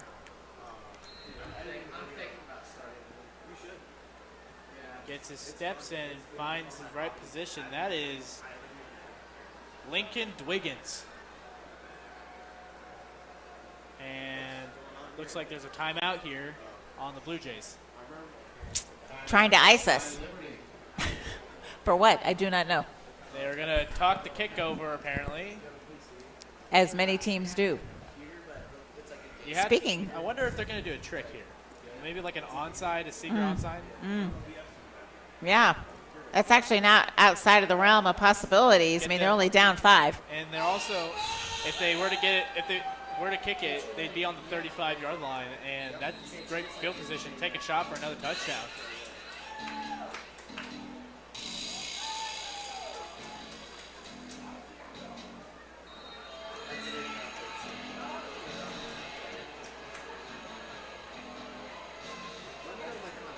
You know these fans are happy that Friday Night Lights is back. I've heard a lot of fans cheering here as Dwiggins kicks it away, and he it did is an onside. He did exactly what you thought they would do. It is recovered by the Tigers. Wasn't a great kick. It wasn't, but you know what? I mean, honestly, that was not an awful play considering that they're only down 5. And had they recovered it, as we just saw, they scored in less than a minute? So it would have been 15 seconds, maybe a Hail Mary in the end zone would have brought him within. Ball is recovered by Andrew Haggerty, a senior who switched positions this offseason. His first 3 years of football was a defensive end. This year he's a tight end. And so I wonder if he is just that confident in himself that he knows what he's doing, because he looks like he's starting out there with Landon Van Pelt. And so Tigers will take a knee here to go into half. Up 5, up over the number 8 ranked Blue Jays. It is the Lee Summit Tigers 18, Liberty Blue Jays 13. So we're going to watch is the band going first, or is it because we will. Looks like the band is entering the field. Which by law we cannot watch that because of the music that they play. We do not have the rights to play it. So we will be back probably in about, I want to say maybe 10 minutes. We're going to try and see if we can fix the scoreboard issue. So kick back, relax, and we'll be back in 10.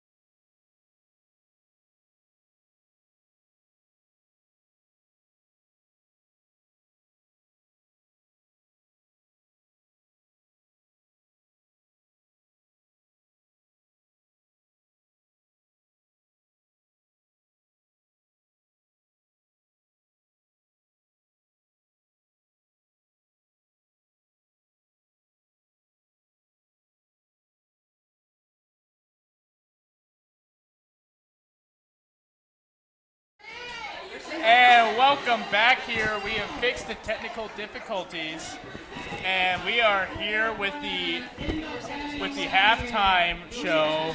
It looks like it is a hot dog versus hamburger versus mustard versus ketchup race.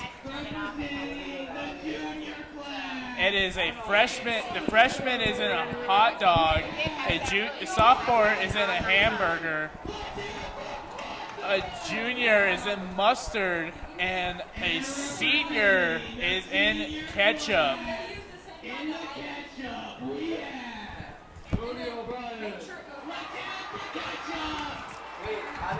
And it looks like the race will end on the opposite 20-yard line. That is a full 80 yards.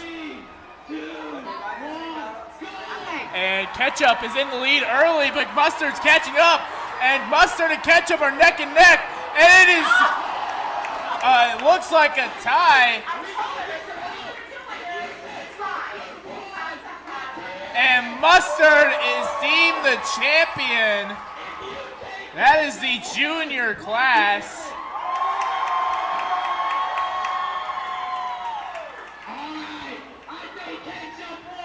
And I apologize. The winner is the senior class, the ketchup, Cody O'Brien. A lot of determination, hard work, preparation. I'm ready. And how much off-season training did you do for this? Ton, hours, every night. I've been preparing. All right, Tiger fans, we'll see you next week for the second annual hamburger hot dog. And it looks like they'll be bringing it back next week. We'll go back on a break here to finish up this halftime.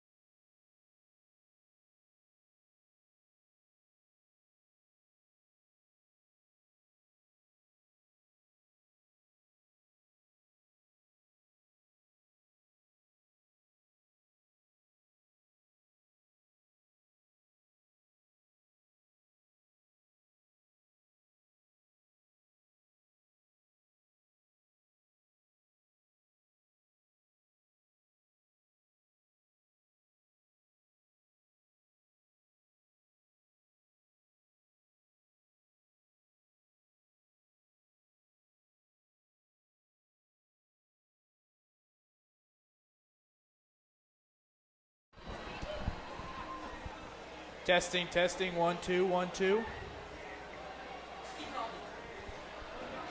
As halftime wraps up here at Bud Herzog Stadium, the Tigers look to continue their lead against the Blue Jays, and the Blue Jays look to get something going here at the beginning of the second half.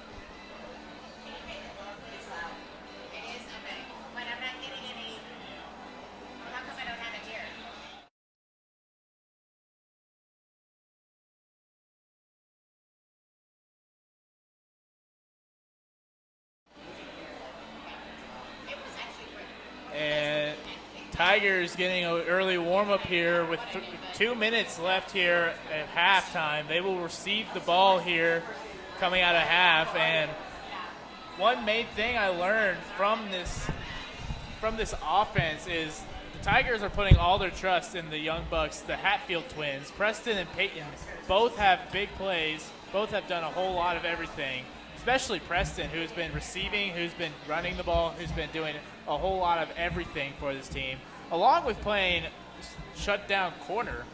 I mean, that's probably one of the main reasons the Blue Jays have not been able to pass the ball. These quarterbacks are locking down the receivers, and they just have nowhere to go with it.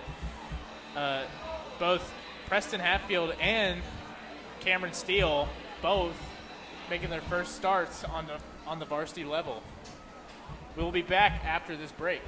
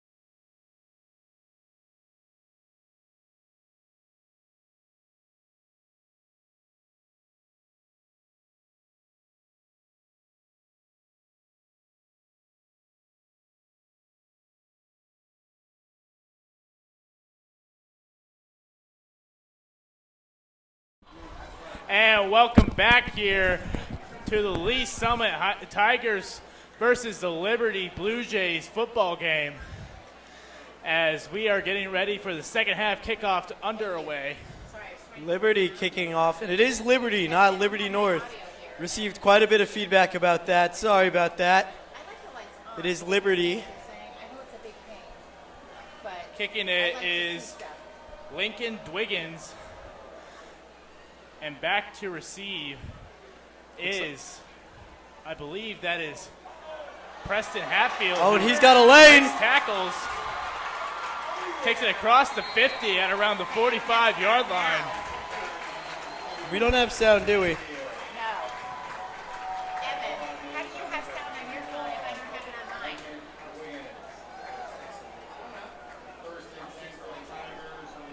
So, like, you just hit play, we should be able to hear it. There it is. It took a minute. It did. All right. It did. You're right.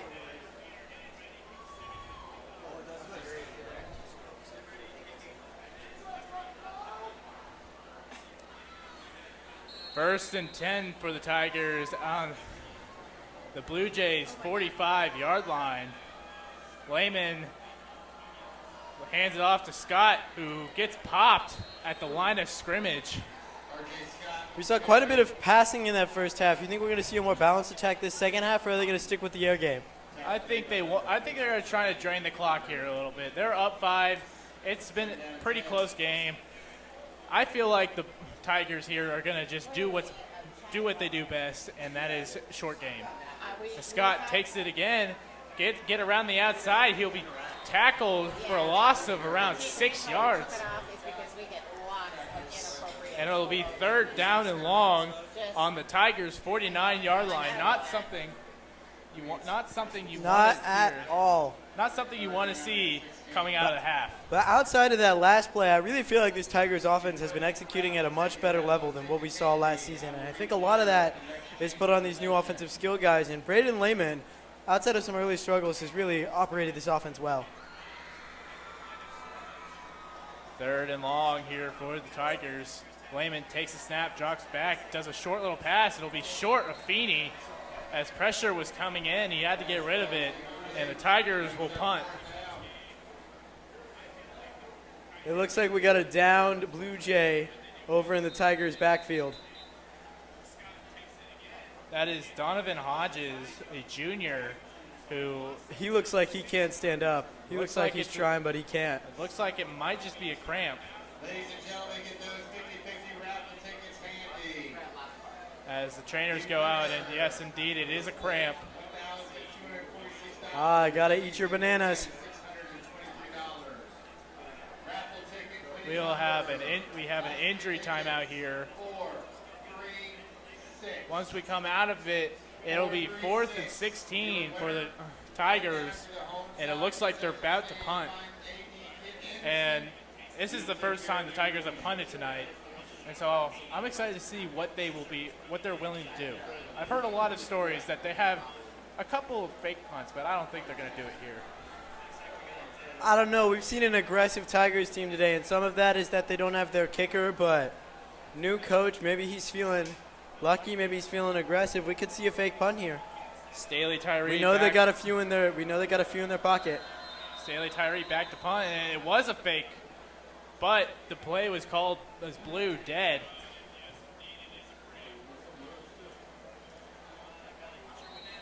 For some apparent reason.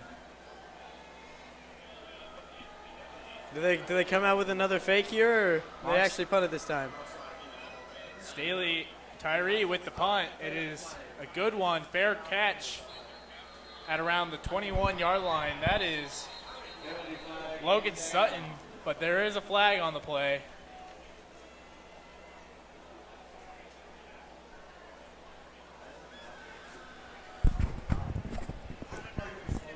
Looks like it's against the Tigers. Feel like we've said there's a flag on the play against the Tigers too much today. It's been a lot of flags, both sides of the ball for the Tigers here. I'd like to see some more disciplined football out of them.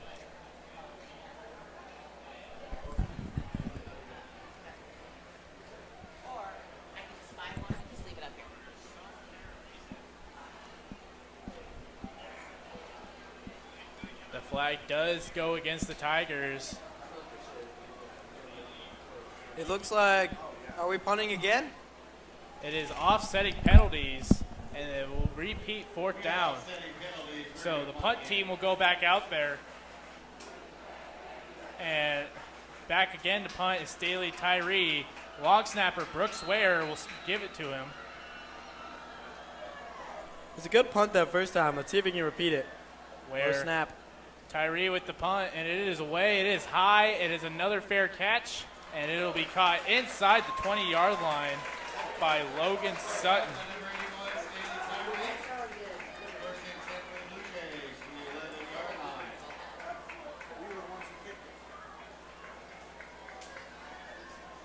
And the Blue Jays will start their offense here in the second half on their deep in their own zone at around the 12-yard line. First look here at the second half at their quarterback, Carson Hatfield, and we saw a lot of good plays with the leg. We didn't see as many as we thought we would with the arm, but that could come in the second half. Always a threat there.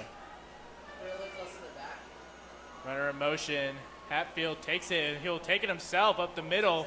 Breaks the tackle, goes around the outside. He breaks another one, and he'll be eventually brought down by Jackson Hawker. And Connor Hatfield gives the Blue Jays a first down here. First down pass for number 15, Nate Maxwell. Okay. First and 10 for the Blue Jays. And the Blue Jays will have first down on the 33-yard line. And the Blue Jays' run blocking has been phenomenal all night. They have just owned, particularly in the run game, they've just owned this Tigers D-line. Well, it looks like the majority of their game is running. As a player goes in motion, he hands it off to Hicks, who jumps over a man, but will eventually go down at around the 41-yard line. It'll be a gain of 8 for the senior running back. Second and 2 here. This is usually where most teams pull out their deep shot. They know they got an easy conversion on 3rd down. Might try something deep here on 2nd. Player in motion. Hatfield hands it off again to Hicks, and he'll take it outside. He'll get the first down. Be taken out around the 48-yard line.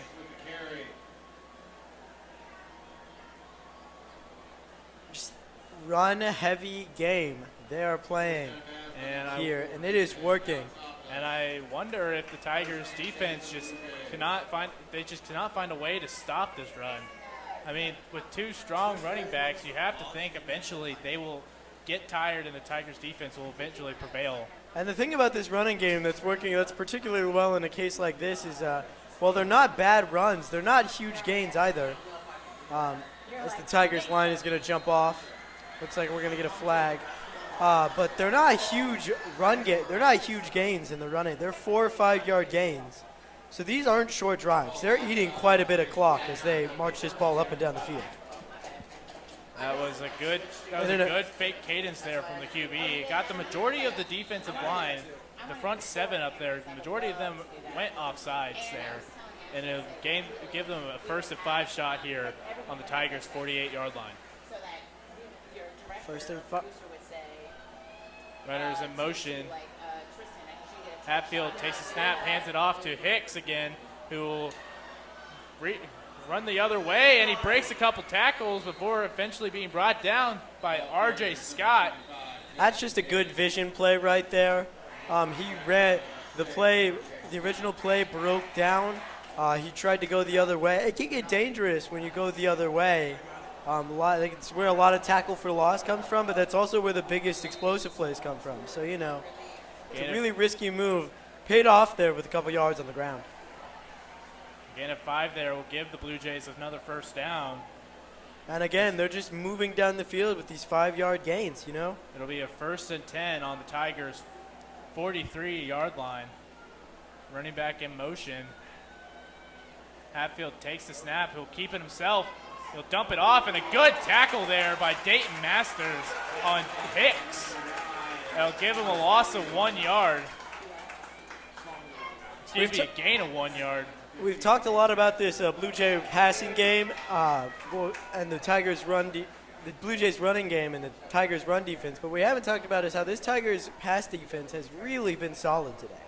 They have not been able to do a lot through the air, and they haven't tried very much since the ground has been working so well. But this pass defense for LSH is working really well. 2nd and 9 here for the Blue Jays. Runner in motion. Hatfield will hand it off to Hicks, who will gain around 4 yards there. It'll be a 3rd down for the Blue Jays on the Tigers' 39-yard line. 3rd and 3. You think they go back to the old running game, or do they try a little pass here? It is 3rd and 6, so it must be a medium route pass here.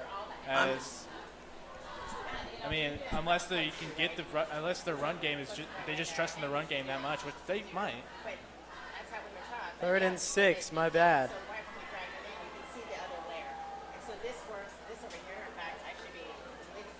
Runners in motion for the Blue Jays.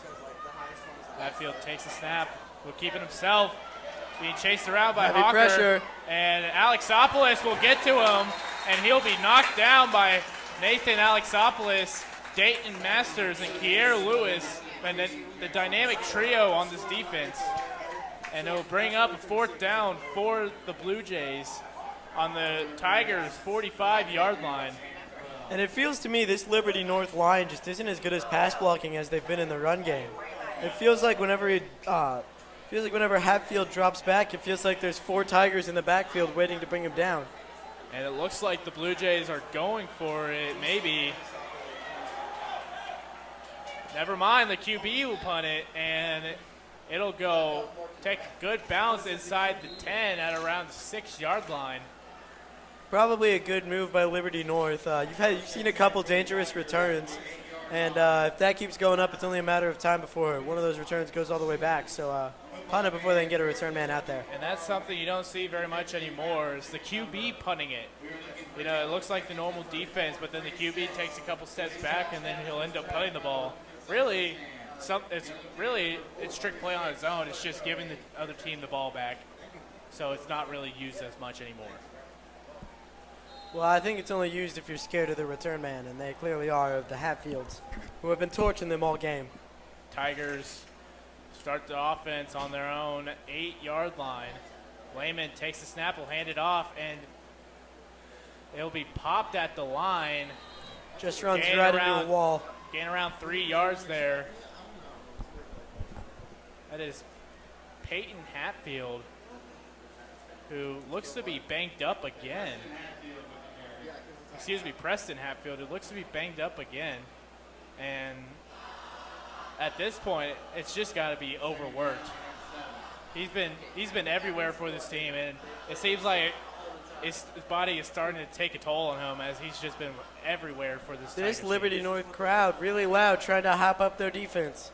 2nd down for the Tigers. Lehman steps back. He takes a shot deep for Feny, who will go up and make a great catch over the Liberty defender. And absolutely.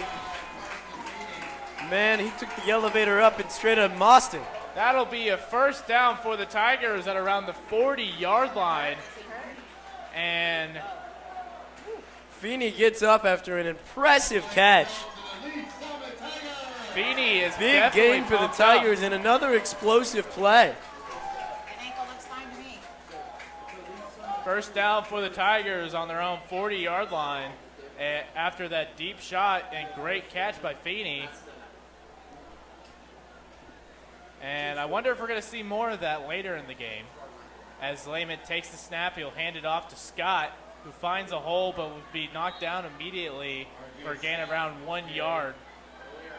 It'll be 2nd down and 9 on the Tigers' 41-yard line. Looks like we got a lineman slow to get up, but he's helped to his feet. That is Cale Van Pelt. But it looks like he is okay. And is staying in the game. Continue in the game. These kinds of runs that we're seeing from the Tigers right now are the kinds of things you want to see in the 1st and 2nd quarter. Not so much in the 3rd, as it seems like they're trying to establish a run game after a pass-heavy first half.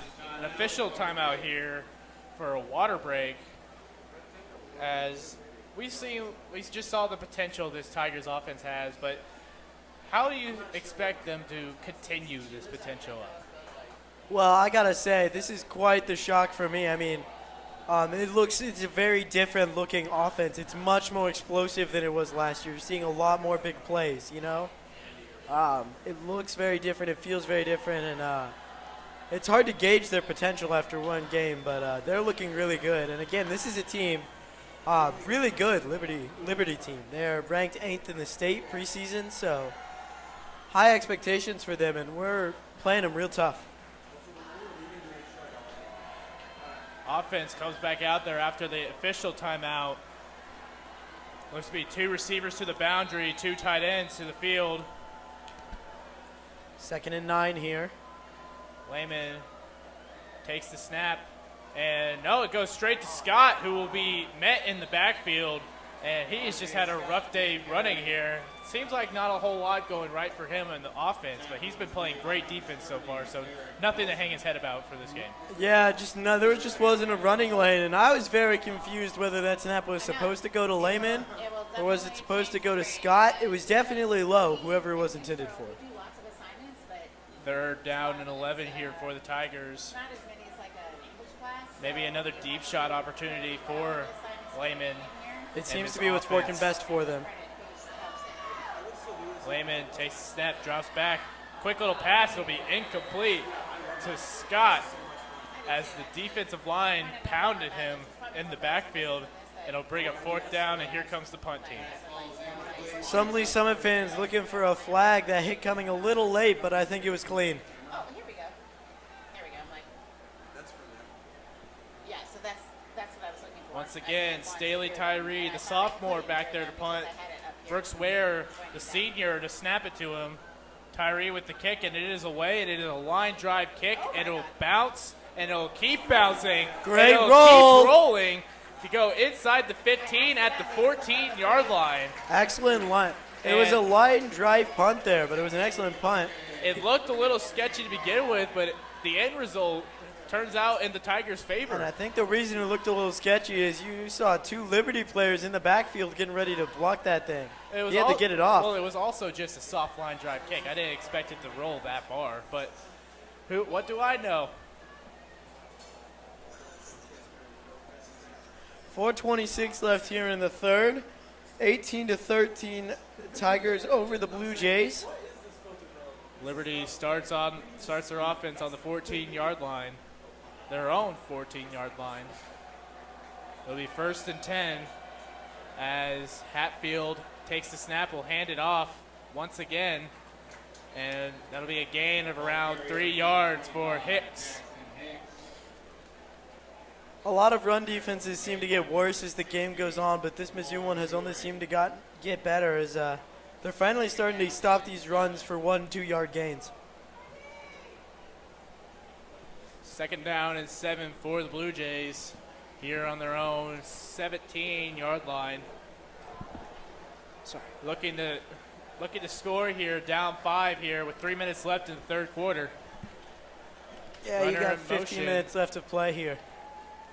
Hatfield takes the snap, keeps it this time, rolls out right, and he is going nowhere. That'll be a sack for Nathan Alexopoulos once again, along with Cameron Steele. And I know I've said this a lot, but Nathan Alexopoulos is a beast. He really is. Just one of the leaders on this defense, and absolutely, probably its top playmaker. There's a holding call on the Blue Jays. No, I can't be the only one who was expecting a lot more out of this Blue Jays offense coming into this game. I was expecting a lot more fireworks, but it's been subdued and very, very heavy running. The story coming into this was about Caden Hatfield, his arm. They talked a lot about it. Everyone raved about it, but we haven't seen him throw the ball very much. A 10-yard holding penalty will move the Blue Jays back to their own 8-yard line. It'll be 2nd down and 17. And we'll see what the Blue Jays offense has here in store. as a runner goes in motion. Hatfield drops back. He's looking to take a shot, and he throws it right to Alexopoulos, and that'll be a pick 6 for Nathan Alexopoulos, who once again does it for the Missouri the Tigers defense. I mean, what'd you say 20 seconds ago? Nathan Alexopoulos is a beast. Absolutely, and there he goes with the pick 6. Unbelievable. And the Tigers now up 2 scores on this Liberty team. And it looked like he threw it right at him. Like I don't think there was a receiver in the area. I think he was just trying to give Alexopoulos a nice little cookie to take it to the end zone. Now it looks like the Tigers are rolling out their 2-point team again. Again, Carson Feny, normal kicker. He is injured. So you're going to see a lot of 2-point attempts, a lot of going for it on 4th down, which really could affect them this late in the game. But 2-possession lead for the Tigers as they set up for this 2-point try. And it looks like Peyton Hatfield is back in the backfield. Layman, runner, press. Peyton Hatfield goes in motion, and there is a flag on the play. I think we got another jump here. False start on the offense. And it's unfortunate that we don't know who it was, but I bet you the coaches do, because they will be watching the film later tonight. Definitely, definitely. So the 2-point conversion will be moved back to the 7-yard line. You think this changes their play call at all? I think it does, but not a whole lot, just because it's not. I think this is actually better for them because they have more room to work with. As Peyton Hatfield goes in motion, and Layman throws it up for Landon Van Pelt, who comes down with the catch. Impressive catch by Van Pelt. And, I mean, you would be shocked if he didn't catch that ball. It was right in his hands, and he came down with it, And I'm judging by the way that play was set up. They knew where that ball was going from the start. He snapped it, and he real quick threw up a floater right for Van Pelt. And Landon Van Pelt, we might see a lot more of those this year, as he's 6'8". That's going to be hard to cover someone that's tall. You put this guy on a goal line fade, he jumps up to get it. I don't think anyone's jumping as high as he is. This man is 6'8" and plays basketball. He's got some hops. So now Tigers have doubled the Blue Jays score. It is 26-13. And here with 3 minutes left in the third quarter. Not quite panic time for the Blue Jays, but you're really going to need a score here to try and get momentum back and try and get yourself back into this game. Staley Tyree on to kick for the Tigers, and back to receive for the Blue Jays is Logan Sutton.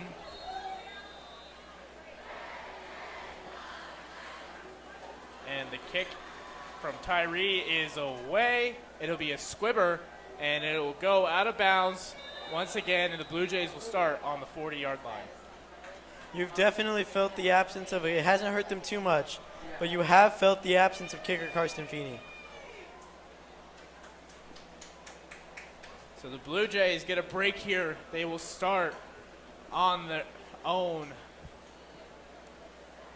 30-yard line, and they will hopefully have something. They'll hopefully start building up something here.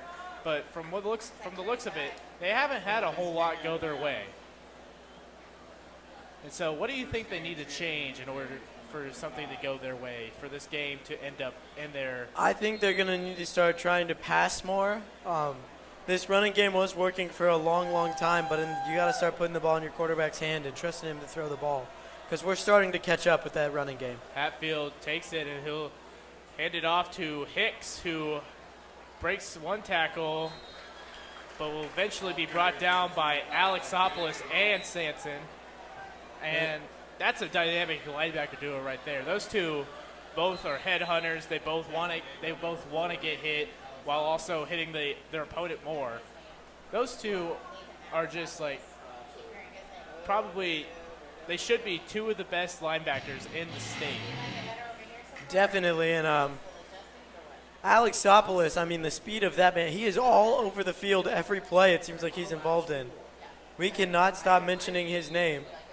And he is well on his way in this first game to leading the team in tackles again. It is 2nd and 1 for the Blue Jays on their own 44-yard line. Let's see what Hatfield has up. Let's see what the Blue Jays have up their sleeve as runners go in motion. Hatfield takes it. He'll hand it off to Hicks, who will get the first down and more. And he breaks another tackle, and he will be brought down at the 28-yard line by Jackson Hawker. Well, I was just talking about how I thought this Tiger defense was starting to catch up to the Blue Jay running game, but clearly they felt like they had something, and they were right as 2 big runs to open up the drive here. And that's also, we don't want to discredit, that was a great tackle by Hawker there. He stuck with him. He tried to stiff arm him away, but For a second there, you thought he was going to break it and go on in for the touchdown. Hatfield takes a snap, hands it off to Hicks again, who will stop and go the other way, but it will be stopped this time by Blaze Sanson for a gain of 2 yards. And this defense has got to be tired. A lot of runs, a lot of tackles. They've just had to make plays all game. As this Blue Jay offense has been nothing if not hard to get off the field. 2nd down and 8 on the Tigers' 28-yard line. Excuse me, 26-yard line. Blue Jays take the snap. He'll hand it off to Hicks, and he will be brought down by Blaze Sanson once again. And that'll be a gain of around 3 yards for Hicks. It'll be 3rd and 5. Minute 43 and counting down here in the 3rd quarter. The Blue Jays have the ball in Tiger territory at about their 25, nearing the red zone.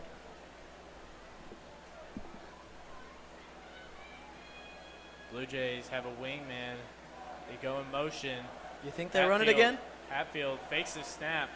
No budge, though. This Tigers defense has learned from it now. Hatfield with the snap, hands it off to Hicks, who will be stopped, and then he'll be brought down by Kier Lewis. And that'll be short of the first down. Do you think they're in field goal range? You think they go for it? They're kind of in no man's land right now. Well, from what I've seen earlier in the game, it also seems like they do not have a kicker. And so I think they will go for it, and what it looks like they will be. It is 4th and 3 on the Tigers' 21-yard line. If you're this Tiger defense, you gotta sell out to stop the run because it's all they've been doing to you. Hatfield rolls out to the right. He'll throw it, and it'll be caught for the first down. That is Jax Froelich. That was just a good play design, a little rollout pass. See if you can get him open. R.J. Scott almost got a hand on that, but it was just out of his reach. And they did really well to set up that pass because they had done nothing but runs. 4th and manageable, you think they're going to run it. And he catches the ball and rolls out. So a good play by the Blue Jays. 1st and 10 on the Tigers' 14-yard line for the Blue Jays, who have been driving down this field. Man in motion. The ball goes directly into Colt Nolan's hands. That was one lucky snap. And he will he will lose around 2 yards with 20 seconds left here in the 3rd quarter. It looks like Blue Jays will head off the field and give it to the 4th quarter team. So we head into the 4th quarter. Tigers up by 13 over the Blue Jays. Yes, 26-13 Tigers. And just like that, the 4th quarter is here. And the Tigers are looking to stop the Blue Jays here. It is 2nd and 12. The Blue Jays just had a bad snap. You think they succeed? What are we looking at? 4th down here? It is 2nd down and 12 on the Tigers' 16-yard line. Sorry. They just converted 4th down. That's right. You think the Blue Jays convert here, or do the Tigers stop them? I think the Tigers can get a stop here. Down into the red zone, things become more and more condensed. It's harder to get space, and it looks like they're going to go back into that running game. A running game that the Tigers finally seem to be getting a read on. Tigers defense getting the play call here, as the Blue Jays offense getting their play call, trying to cut this lead down to 6. potentially 5, as both teams enter back on the field. We enter the fourth quarter here. Tigers up 13. It is 26-13, and we're about to see some quality football being played here in this fourth quarter. Second down and 12 for the Blue Jays on the Tigers' 16-yard line. Hatfield takes the snap, will hand it off to Hicks, who will throw it back to Jeremy James. No one saw the roll around, and he'll be knocked out of bounds by Cameron Steele. Creative play design on the reverse. Didn't quite have the explosiveness I think they wanted it to have, but still a really good play. Brings us to third down. And it looks like Masters was shooken up there a little bit, as he will come up the field. And we've said that a lot more than we want to on the first week of the season. This guy's shooken up. This guy looks banged up. Hopefully nothing serious. It is the first week. They're getting back into their football shape. They might their bodies are just not used to it yet. It is third down and 9 for the Blue Jays on the Tigers' 13-yard line. And you have to think they're going to take a shot for the end zone, as first down in the end zone is it's about 5 yards apart, so there's really not much of a difference. I don't know. It all depends on if they trust whoever's kicking for them in this spot. Because if they're content with that field goal, maybe you take a shot for the end zone. But if you really don't trust your kicker, I would try and get that first down here. Hatfield back to take the snap. He'll roll out to his right. He's got wheels. He will throw it, and it'll be caught. I think that's the same play they used to convert the fourth down. It looks like it because it's the same guy, Jax Froelich, but it'll be just short of the first down. Little snap, have him roll out, then have the receiver break for the sideline. It was even the same receiver. That'll bring up fourth down and 2 on the Tigers' 6-yard line. Not a whole lot of movement here. I think they're going to go for it. And they will, as they want that touchdown here. Cut the lead down to hopefully 6. 4th and 2. Are they running or passing? Fourth down. Man goes in motion. Hicks will get the ball, and he will take it across the end zone for a touchdown, as that is just a burly run from Jackson Hicks. And he has been all over the field for the Blue Jays as well, and that'll cut the Tigers' lead down to 5 here with 11 minutes left in the fourth quarter. And looks like they're lining up for a PAT here. They are. That is Lincoln Dwiggins out there for the kick. Snap, hold, kick is good. And that'll cut the Tigers' lead down to 6. It is 26-20 Tigers. 11:42 left here in this final quarter of play. But the Tigers don't have to worry here. It's just a little kick, rock in the road. They don't need. Evan, fix the camera. They don't need a whole lot. They just need to waste some time and maybe score here. And hopefully. Well, the Tigers have struggled to establish a solid running game, so draining the clock could be hard. And even if they don't, even if they have to punt, their defense can easily stop the Blue Jays' offense. We've seen it before. But maybe this defense is just a little too tired, so maybe waste a little bit more clock, give that defense the breath they need, and then so that way they're both fully energized. To your first point, they have been able to stop. For the most part, they've brought this Blue Jays offense to the brink multiple times. Bunch of third downs, couple fourth downs, they just can't get that final stop they need. You know? Tigers kickoff return team goes out there. That is the Hatfield twins. Both Hatfields in the backfield. Peyton in the left, Preston on the right, with Carson Feny in the middle Three dangerous return men. I don't know who I'd kick to. And kicking off for the Blue Jays is Lincoln Dwiggins. And from what it looks like, he doesn't know who to kick off to either. Dwiggins with the kick. It'll be a short little squib kick. It'll bounce on the ground a couple times and recovered by the Tigers and downed immediately. I agree. I think he might not have known who to kick to because he just ended up deciding none of them. I'll kick it to the guy in front. That is Matthew Cates there with the down for the Tigers. First and 10 for the Tigers. And this Tigers offense will start their drive on the 22-yard line.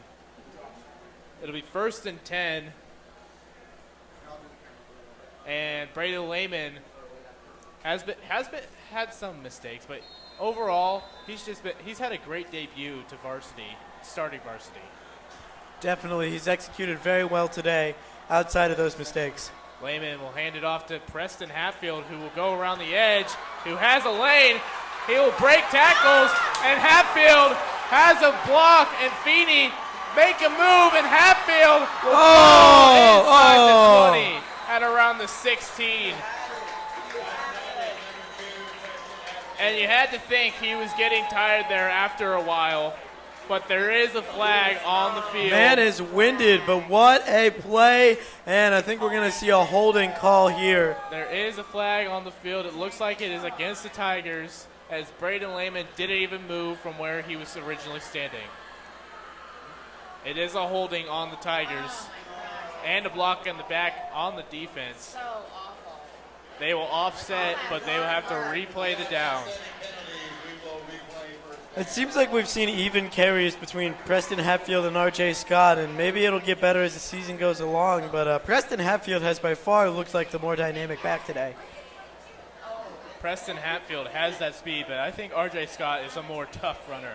You know, he can get up the middle. He can take those short down runs. Definitely. I think R.J. Scott just needs some more carries to really wear down this defense and break. You know, those tough runners, you got to use them as a workhorse. There's like two tight ends out there for the Tigers, along with two receivers. It'll be a bunch to the boundaries for this Tigers offense. Lehman will take the snap, hand it off to Scott, who will try and get around the outside, but will be brought down at around a yard. Will be around a yard of gain. It'll be second down and 9 at the Tigers' 24-yard line. Second down and 11.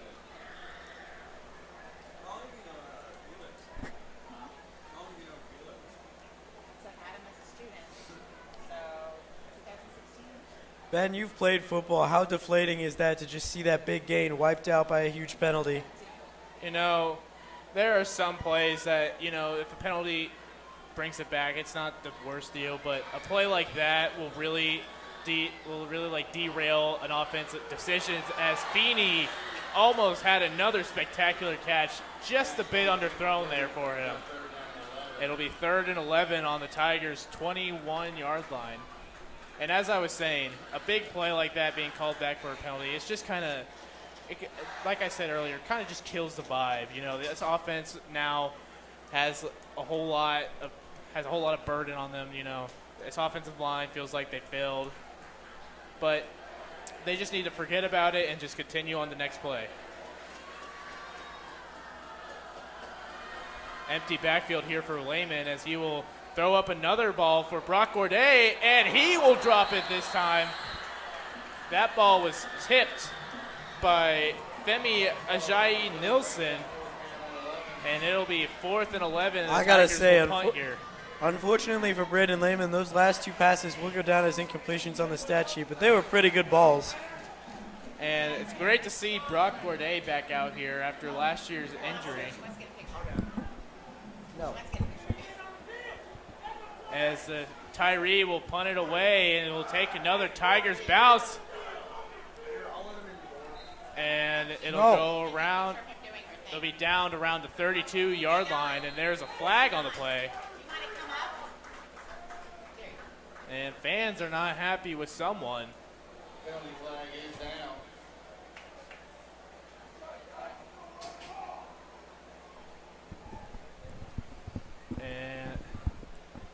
referees conversing about that penalty on that last play.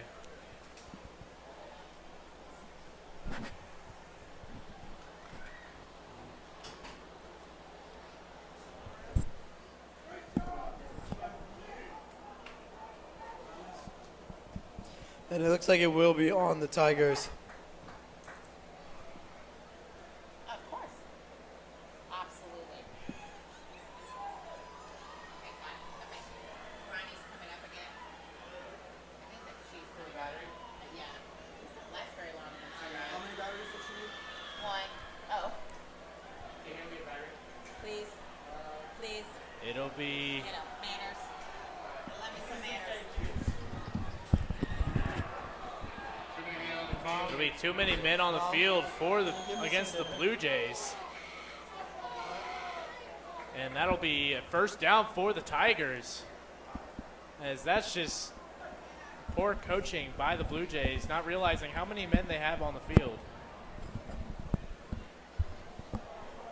So the Tigers get a new set of downs. Really big break there for the Tigers. Get a new set of downs here on their own 42-yard line. Excuse me, 37-yard line.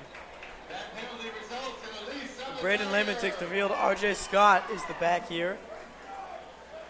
He's due for a big run. Two tight end set here, so it looks like it's going to be another run play. Lehman hands it off to Scott, who'll take it outside, and he'll be brought down at around the 40. There is a flag on the play. And you have to wonder if it's against the Tigers or if it gets against the Blue Jays. It is a holding on the Tigers. Oh, it's holding against the Tigers. And so that ball will be moved back. We've seen quite a few penalties this game. Quite a few. Both teams trying to get back into football shape here. Thank you. So now it'll be first down and 20 for the Tigers on their own 26-yard line. And they are right back to where they were before. But it is first down.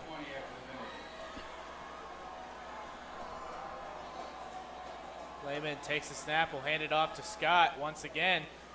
Makes a couple moves, but will be brought down at around the 29-yard line.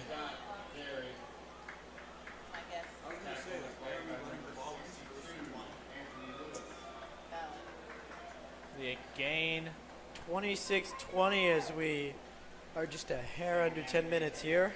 The gain of 2 yards for Scott on that last play. Lehman takes a snap, he'll throw it, and Hatfield makes a good catch with an even higher jump. That is Peyton Hatfield. Peyton Hatfield, penalty flag is down. And he is now limping. But it is a penalty on the field. And He it looks couldn't like even make it off the field. That's not good. it looks like it is roughing the passer on the Blue Jays. For one of your top players, potential Charlie horse here But could be far worse. right now the Tigers are more worried on Peyton Hatfield, seeing what's wrong with him. And both Hatfield twins are down, and that's not good. They've been your biggest playmakers today.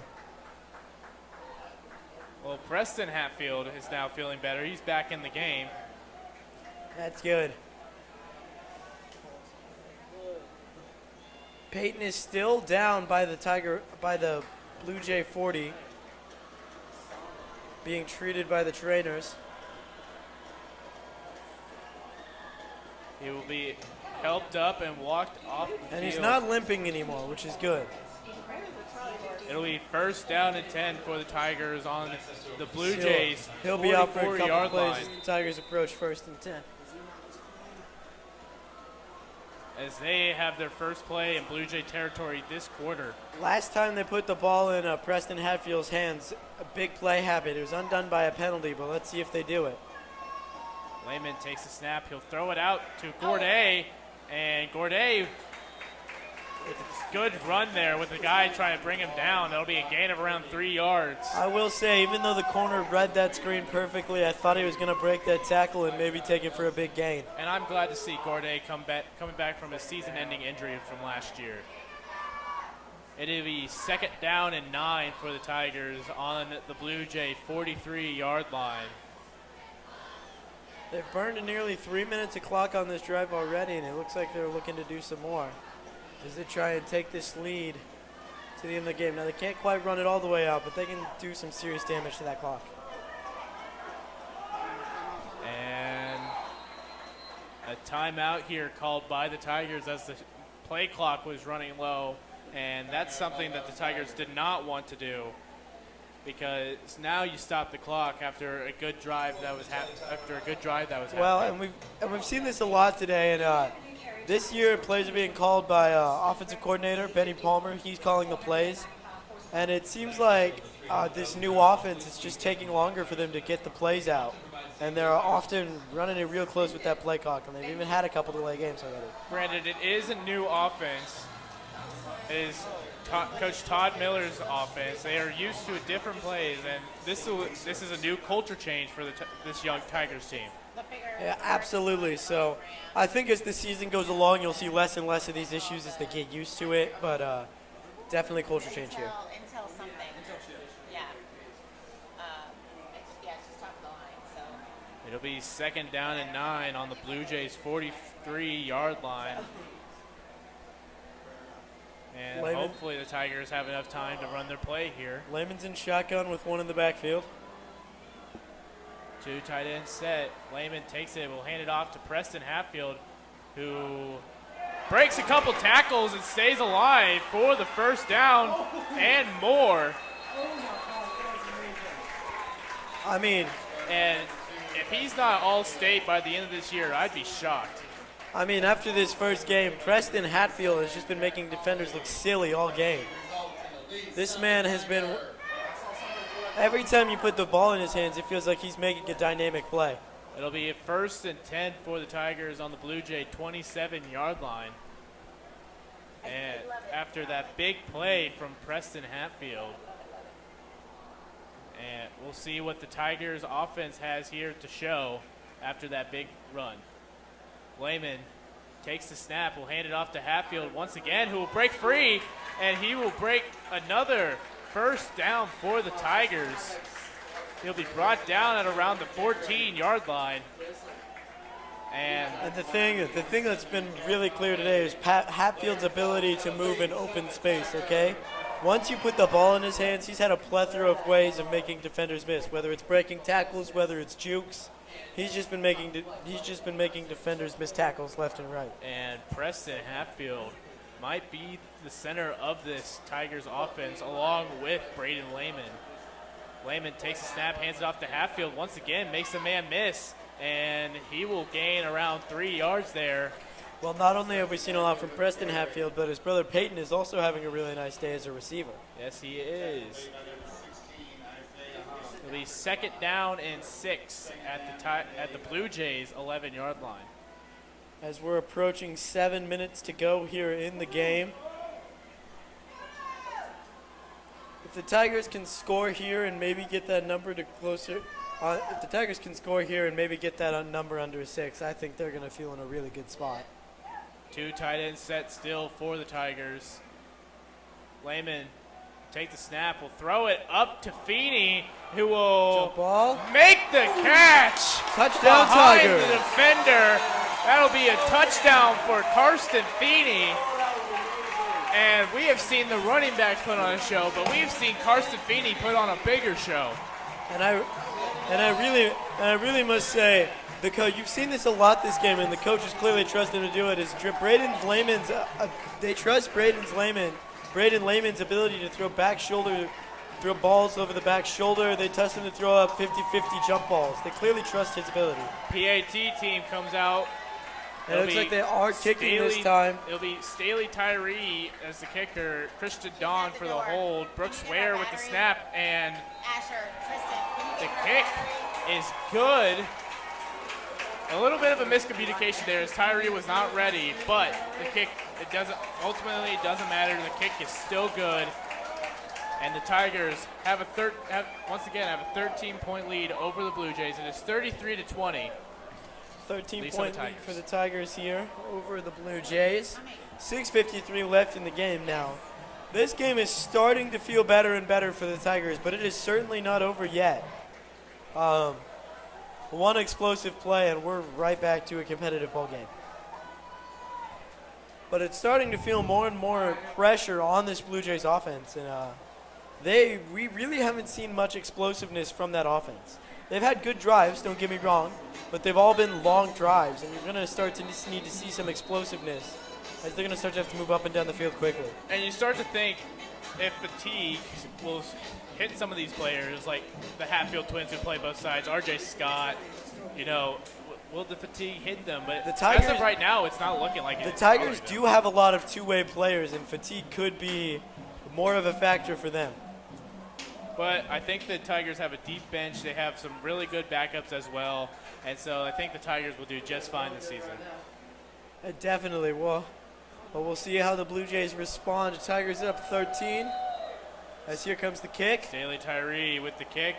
It'll be a squib on the ground, and it'll be downed immediately. That is Colt Nolan with the down for the Blue Jays at around the 29-yard line.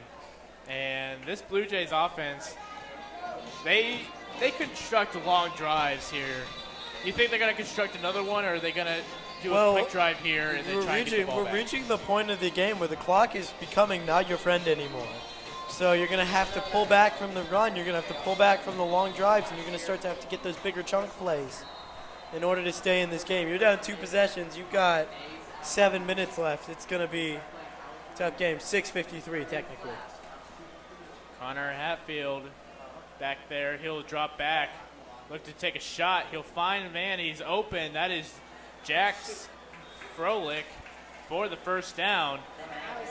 And we are starting to see the arm of Hatfield become a factor for this Blue Jays offense. That was something everyone talked about coming into the game, is his arm, and we haven't seen it much. And as we get later into this game, they're going to have to throw more, and we're going to have to see more of that arm. Tigers defense trying to scheme up a way to stop it now, as they know the Blue Jays are looking to pass the ball more with 6:46 left on the game clock. As Hatfield has a man, 2 men in the backfield, take the snap, drop back, has no one open, and he will be brought down. That'll be a sack.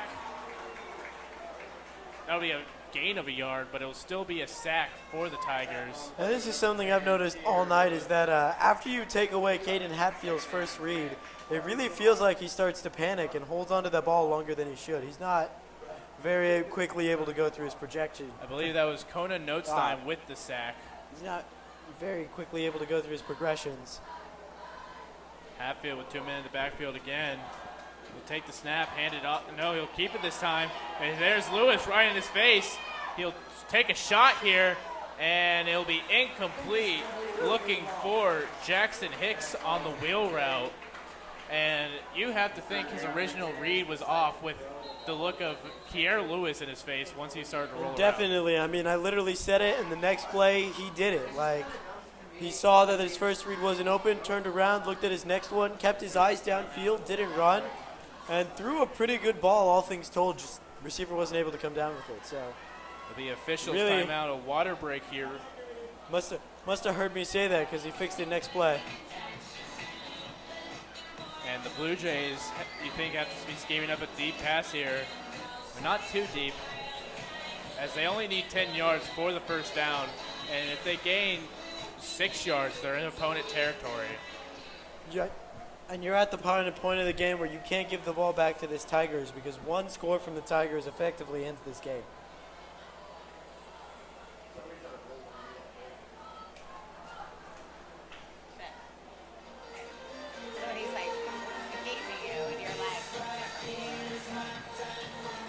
Blue Jays offense coming back out there.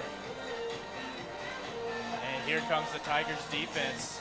I wouldn't be surprised if you see them run just to make this a more manageable fourth down conversion. And, you know, their run game has been good, so that even if they do run here, they might get the first down. Yeah, something like a halfback draw, maybe inside zone, but I'm expecting a run here, make this a more manageable conversion. 3rd down and 10 on the Blue Jays 44-yard line. Hatfield drops back. Will take a shot here, and it'll be incomplete. Looking for Miles Palmer. And it'll be 4th and long here. It's obviously not ideal, but you go for this, right? You do, as you have less than 6 minutes left here. Really, all you have to do is take a shot for that first down. But don't be surprised if they read the defense here, drop a run play just to catch them off guard. I 100% agree, and it's been the best part of their offense tonight. They haven't really, we've seen flashes of a passing game, but it hasn't really found its rhythm, and the running game has been consistently gaining them yards. 2 men in the backfield for Big 4th down Hatfield. play. It is 4th and 10 on their own 44-yard line. Fake the handoff, roll out. There's Kier Lewis, and Lewis has a hold of him and breaks him down. That is Kier Lewis with the sack. It'll be Tigers ball on the Blue Jays 36-yard line. And what an excellent tackle by Pierre Lewis. I mean, I thought the quarterback evaded the sack. We all probably thought the quarterback evaded the sack, but he grabbed his jersey, brought him back, and brought him down. Impressive sack there. And Kier Lewis, a physical defensive end who switched to defensive tackle this year, actually. And now the Tigers have the ball with the chance to put a final dagger in this game. And the Tigers offense will come out. It'll be 1st and 10 on the Blue Jays 36-yard line. It will be another 2 tight end set. Preston Hatfield in the backfield. Big night for him. Lehman takes a snap, hands it off to Hatfield, makes a move, but ends up tripping over himself. Be a gain of around 2 yards. And the Tigers are okay with that. They're okay with that. Eat some clock. Get a small gain here. It'll be 2nd and 8 on the Blue Jays 34-yard line. And clock running down, around 5.5 minutes left here to play. This game is almost wrapped up for the Tigers here. And what a shocking win. I mean, everyone came in here, they were expecting Liberty. 5 minutes left to go. I guess. I mean, what a shocking performance, I should say. Game's not over yet. Hatfield will take it, and Tigers looks up like 2 score with the ball, 5 minutes left. won't be a gain of anything here. It'll be a timeout for the Blue Jays. And this Tigers offense has looked really poised here. You think they keep this up for weeks to come, like next week whenever they play Blue Springs? Blue Springs is a good team, but I expect this Tiger offense has shown a lot today, and I expect them to keep it up. I expect Coach Tim Miller to bring that, is the one that brought that poise, that confidence to this offense, and I expect that to be a thing that only grows throughout the season. I expect it to become more poised and more confident. Around 5 minutes here left to play. 5 minutes left. Tigers up 2 possessions. They have the ball. A touchdown here could effectively put an end to this ball game. It is 3rd and 8 on the Blue Jays 34-yard line. And if you're the Blue Jays, you really need to stop here. But the Tigers, keep in mind, they don't have a kicker. So 4th down's not out of the question, even with the late lead. 2 tight ends set again for the Tigers. Lehman takes the snap, will hand it off to Hatfield, who tries to get around, and an awkward tackle, but a legal tackle there. And it'll be another timeout called for the Blue Jays just to stop this clock. So the Tigers don't have a kicker. But Staley Tyree has obviously proven that he can still be a kicker. But I don't know if this is in his range. Yeah, I was going to say, not from this range. They do have a kicker in Staley Tyree, I should say. But he's more of a close-range emergency kicker, and you're 35 yards out, you know? This is definitely not punting territory. I think you have to send the offense back out there.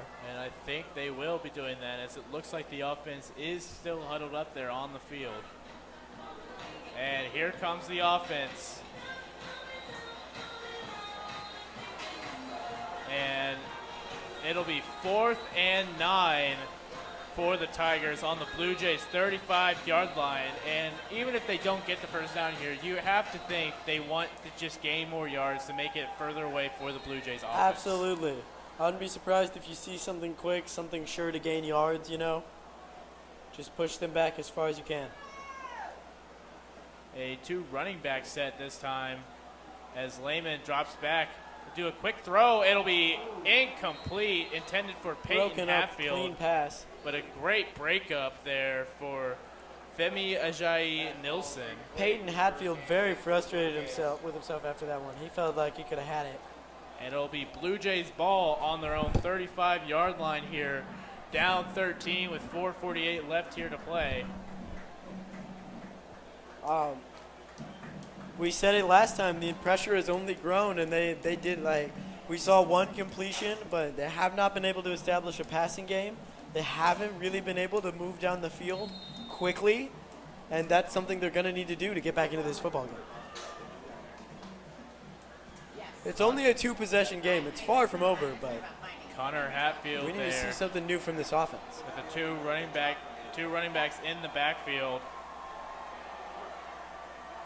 On their own 35-yard line, runner in motion. Hatfield takes the snap, will hand it off, and he will be brought, and that was Hicks brought down immediately by Pierre Lewis. And Pierre Lewis, what a great game for him on the D-line. I felt like we've said his name a lot. It'll be a gain of 2 yards there. It'll be 2nd and 8 on the Blue Jays' 37-yard line. And that keeps the clock rolling, something the Blue Jays don't want. And the Blue Jays are trusting in their run game to get them down the field here, but that might not be the best decision here with a little over 4 minutes left. Hatfield takes a snap, will drop back. He'll take a shot downfield, and it is picked off once again by Preston Hatfield. And that looked like it was thrown to Hatfield as he runs all the way down. He might go! Back. He is taken out of bounds at around the 13-yard line. We've seen how dynamic he can be against defenders who are trained how to tackle, but now he's out there running against offensive players who aren't exactly as good at the tackling part, you know? A really dynamic return for Preston Hatfield. And Tigers now have the ball in their own 20, and for the Blue Jays, that was about, I said about. And a player injured for the Blue Jays here on the Tigers sideline. So it looks like it's another cramp. And if you're the Blue Jays, that was about the worst thing that could have happened there was that pick and that return. Now the Tigers set up in great field position. Less than 4 minutes left. Tigers on the Blue Jays 15-yard line. It'll be 1st and 10 with little under 4 minutes left to play. And right now the concern is on the injured Blue Jay down there. Really unfortunate. You don't want to see that, especially first week. And he looks like he's getting up and he'll just walk it off. Here comes the Tigers offense. R.J. Scott is the back. Preston Hatfield probably taking a rest after his long return. It was a very long return. It looked like it started at around our own 25, ended on our own 15. So about, or the opponent 15. So it's about 60 yards on the return, on the pickoff. Yeah, pickoff return. And Tigers offense out here in a 2 tight end set. 4 minutes left. Lehman takes the snap, will hand it off to Scott, who'll go around the outside. He finds a hole, and he will take it all the way into the end zone for the touchdown. Touchdown, Tigers! That is R.J. Scott. And just like that, the Tigers have taken a 19-point lead. And what a great, that was really needed for R.J. Scott. He hasn't had the best day. Just hasn't felt like the lanes have opened up, but finally gets a good run there and punches it in from 15 yards out. I feel like he needed that one for his confidence. PAT team out there. Staley Tyree kicking. Christian Don holding. Brooks Ware snapping. Snap, hold, kick is good. And that'll give the Tigers a 20-point lead over the Blue Jays here with 3:49 left to play. And Tigers have high hopes right now as they have just extended their lead against number 8 Liberty. Yeah, and you got a new head coach, new offense, lot of new things. Today has been all about new. And new is great unless you learn that new isn't getting results. And this is really a big statement win for Coach Tim Miller and his different philosophy and how things are being run around here. And it looks like new is working for the Tigers here as Todd Miller has called up has had some great play calls here for this Tigers team. Tigers kickoff team out there. Here comes the Blue Jays kickoff return team.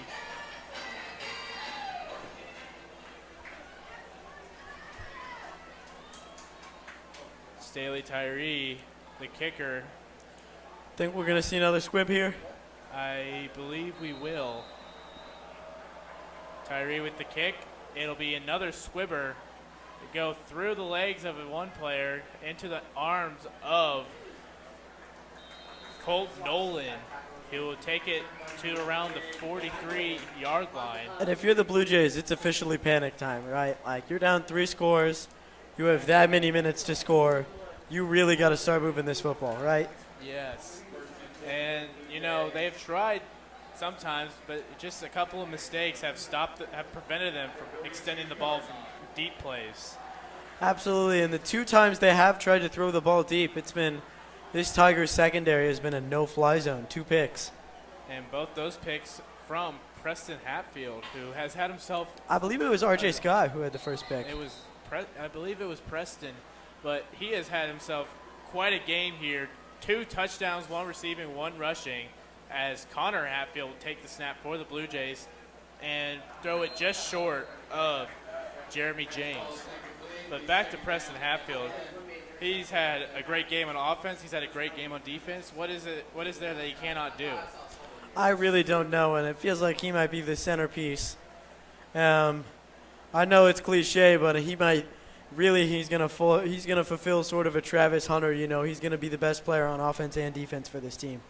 Well, earlier I made that comparison while you were away, so I'm glad we're on the same page about that. That's funny. I did not know that. 2nd down and 10 for the Blue Jays on their own 41-yard line. Hatfield takes the snap, will take a shot downfield, and it'll be incomplete, no flag, as Peyton Hatfield is there on the coverage. Pass was intended for Cale Mortimer. It'll be 3rd down and 10 for the Blue Jays. Definitely, and you can feel this Blue Jays offense, you can feel the pressure and you can feel the panic as they're just trying anything, but it's not working. I think they're going to need to find some more poise here on 3rd down if they want to convert it. 3rd down for the Blue Jays. Hatfield takes the snap, blitz coming. He will roll out, he'll take a shot, and it'll be too high over the head of Jeremy James, and that'll result in a 4th down for the Blue Jays here. Potentially their last chance at taking a shot. This really feels like the last chance at all for the Blue Jays. I know it's a long shot even now if they convert, but it feels like if they can't convert here, this game really is just going to be over. And this Tiger defense, it seems a little tired here, but they are prevailing. They are exceeding all expectations coming into the season. Absolutely, and what a great way to play.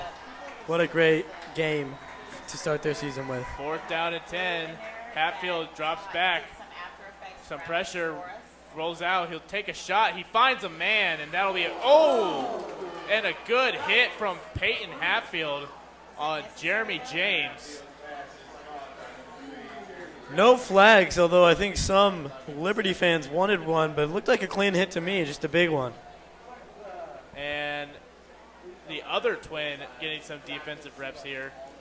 Unlike his brother, Peyton Hatfield didn't play a whole lot of defense last year. He was mainly the offensive guy, and Preston was the defensive Preston guy. and Peyton Hatfield aren't the only twins on the field right now, as we got They two are twins not. on the Liberty offensive line here. The center and the left guard. Connor Hatfield rolls out, throws it to the tight end, Mason Bindle, and it'll be a gain of 3 yards.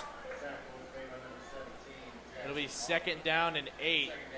I'm not seeing as much hurry as I thought I would from this Liberty North offense, as it looked like they took the time to huddle there with the clock running. And a timeout for the Tigers. And I wonder if that's just miscommunication between the coach and players. Probably. 2:28 left here. Tigers up by 3 scores. We got 2 minutes left, but I think we're going to have the same answer here. Who's your standout player this game, Ben?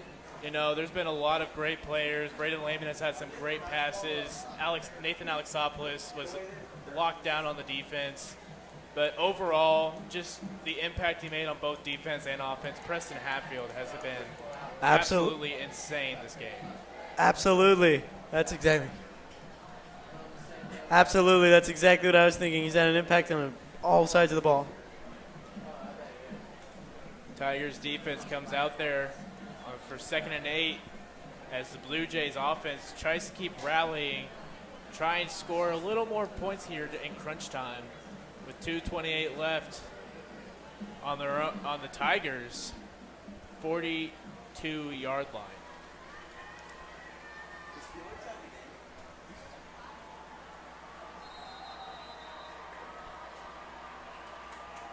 Offense lines up. Hatfield takes the snap. He'll drop back. He wants a shot. He'll take a shot, and it'll be incomplete.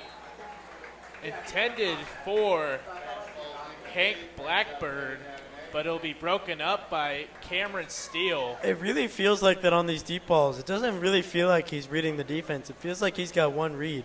Whenever he's throwing these deep balls, he's just throwing to receivers who are covered like a blanket. Maybe he thinks they can grab those 50-50 balls, but I believe more in those Tigers corners than I also guess he does. see quite a bit of the deep balls underthrown. Like that last one was a bit underthrown. There's been a couple other ones, and it looks like it's just a little bit of the first game jitters. I feel like he's gonna have a great season after this, but overall, Connor Hatfield has just been off a little bit today as he finds a man for the first down. That is Hank Blackburn. You mentioned first game jitters. I think he's a younger guy. You know, I think he just needs some more starts to gain that poise that you really need out of a quarterback.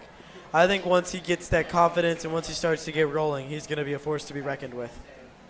2 minutes left here to play as it'll be first down, and Hatfield will take the snap, roll out right. He'll throw, and he'll be caught for the first down and shoved out of bounds.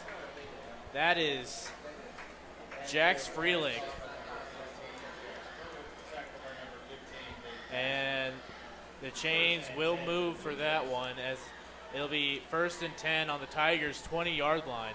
It looks like they've found a bit of a rhythm, but I think it's going to be too late, especially since a lot of that rhythm is with the shorter passes. And a timeout on It looks the like we got an official. injured Tiger sitting down on the field. That is Nathan Alexopoulos. That's not good. That's And not what you want to see. You have to think that was a cramp because he just fell down. He got back to the line of scrimmage, and then he just fell.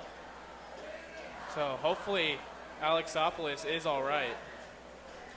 I mean, that's your top defensive playmaker right there. He's been making tackles all night, had the pick 6. This is a guy you really don't want to lose. Although at this time, why is he even playing at this point? Trainers treating to the star middle linebacker who has started varsity now for 3 years. He's been starting varsity since he was a sophomore. You don't see a whole lot of that happening. Well, I think it just speaks to what a special talent he is, that he was able to make that varsity roster as a sophomore. First down and 10 here for the Blue Jays on the Tigers' 20-yard line with less than 2 1:54 minutes left to play. Hatfield takes the snap, and he'll take it himself, break a couple tackles, break some more tackles. He is still up, and he'll take it inside the 5 to around the 2-yard line. He saw that end zone, and I thought nothing was going to stop him. Man, he was shrugging off tackles like they were nothing, but they were eventually able to get 3 guys over there and bring him down. I thought he might make it all the way as they no huddle, get back to the line. Clock is still rolling here. First and goal as Hatfield rolls out to the right, and a little dump off is caught for the touchdown for the Blue Jays. That is Jax Froelich again. Just over a minute and a half left to play, and they cut it down to 2 possessions.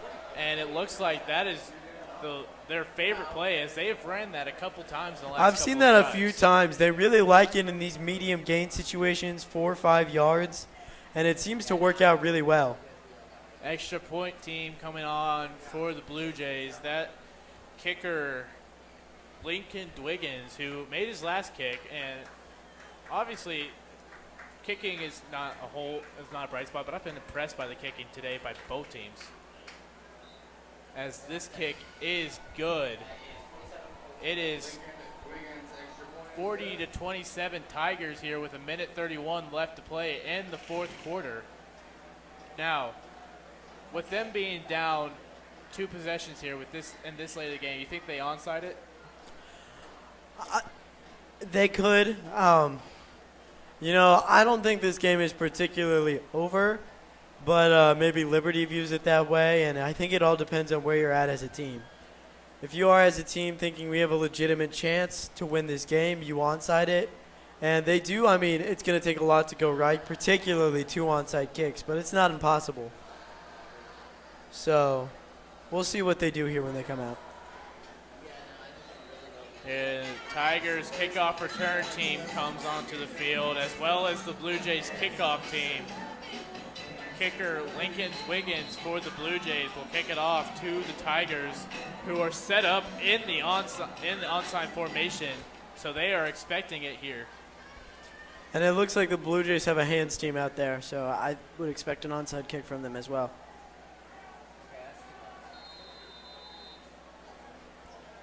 And it looks like it will be an onside kick for the Blue Jays. Dwiggins kicks it, and it will be down, bouncing around, but eventually caught by Peyton Hatfield and down. And you see that ball bouncing around and you get nervous, you know. Lots of things can happen. It's an odd-shaped ball. It can bounce a lot of different ways. But eventually right into the hands of Peyton Hatfield. And, but Hatfield had an eye on it the whole it looks time. like it looked like a Tigers hands team member had that ball absolutely pancaked by a Blue Jay. Yeah, but Peyton Hatfield had an eye on the ball the whole time. I can see it up here. His eyes got big. He was excited, and he was ready to get that ball. Tigers 1st and 10 here on their own 42-yard line with 1:28 left to play. Looks like the Blue Jays have a timeout left, and you're not seeing anything but runs from the Tigers. It looks like the Neal team is out there for the Tigers to drain the clock, and you wonder if the Blue Jays will take this timeout. They will I not. see no indication that they will as the clock starts draining.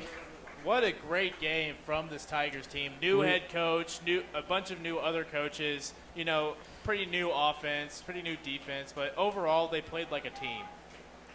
Absolutely, and we can't stop saying new because that's what it is. It's all just new, but it looked incredible tonight as they beat the preseason number 8 team. And in the state. With this win, the Tigers move to 1-0 on the season, and they will face Blue Springs here at Bud Herzog Stadium next week. And Liberty Blue Jays will fall to 0-1 as they will play Liberty North next week. And with that, your Lee Summit Tigers have won tonight's game against the Liberty Blue Jays 40-27. And just kidding, there's one more play. We need one more play to truly finish it off. But the Tigers fans are going wild as the loud And nibbity. there it is. This first season opener is over, and the Tigers come out victorious. What a great game for the Tigers. And as we wrap up here, we give credit to the crew here in the studio. And overall, just a great time here with cameraman Evan Weimer and Asher Rogers. Tristan Higgins here. My name is Ben Emerson. And I'm Will Twinter. And signing out for TBTV8 Sports. We'll see you next week.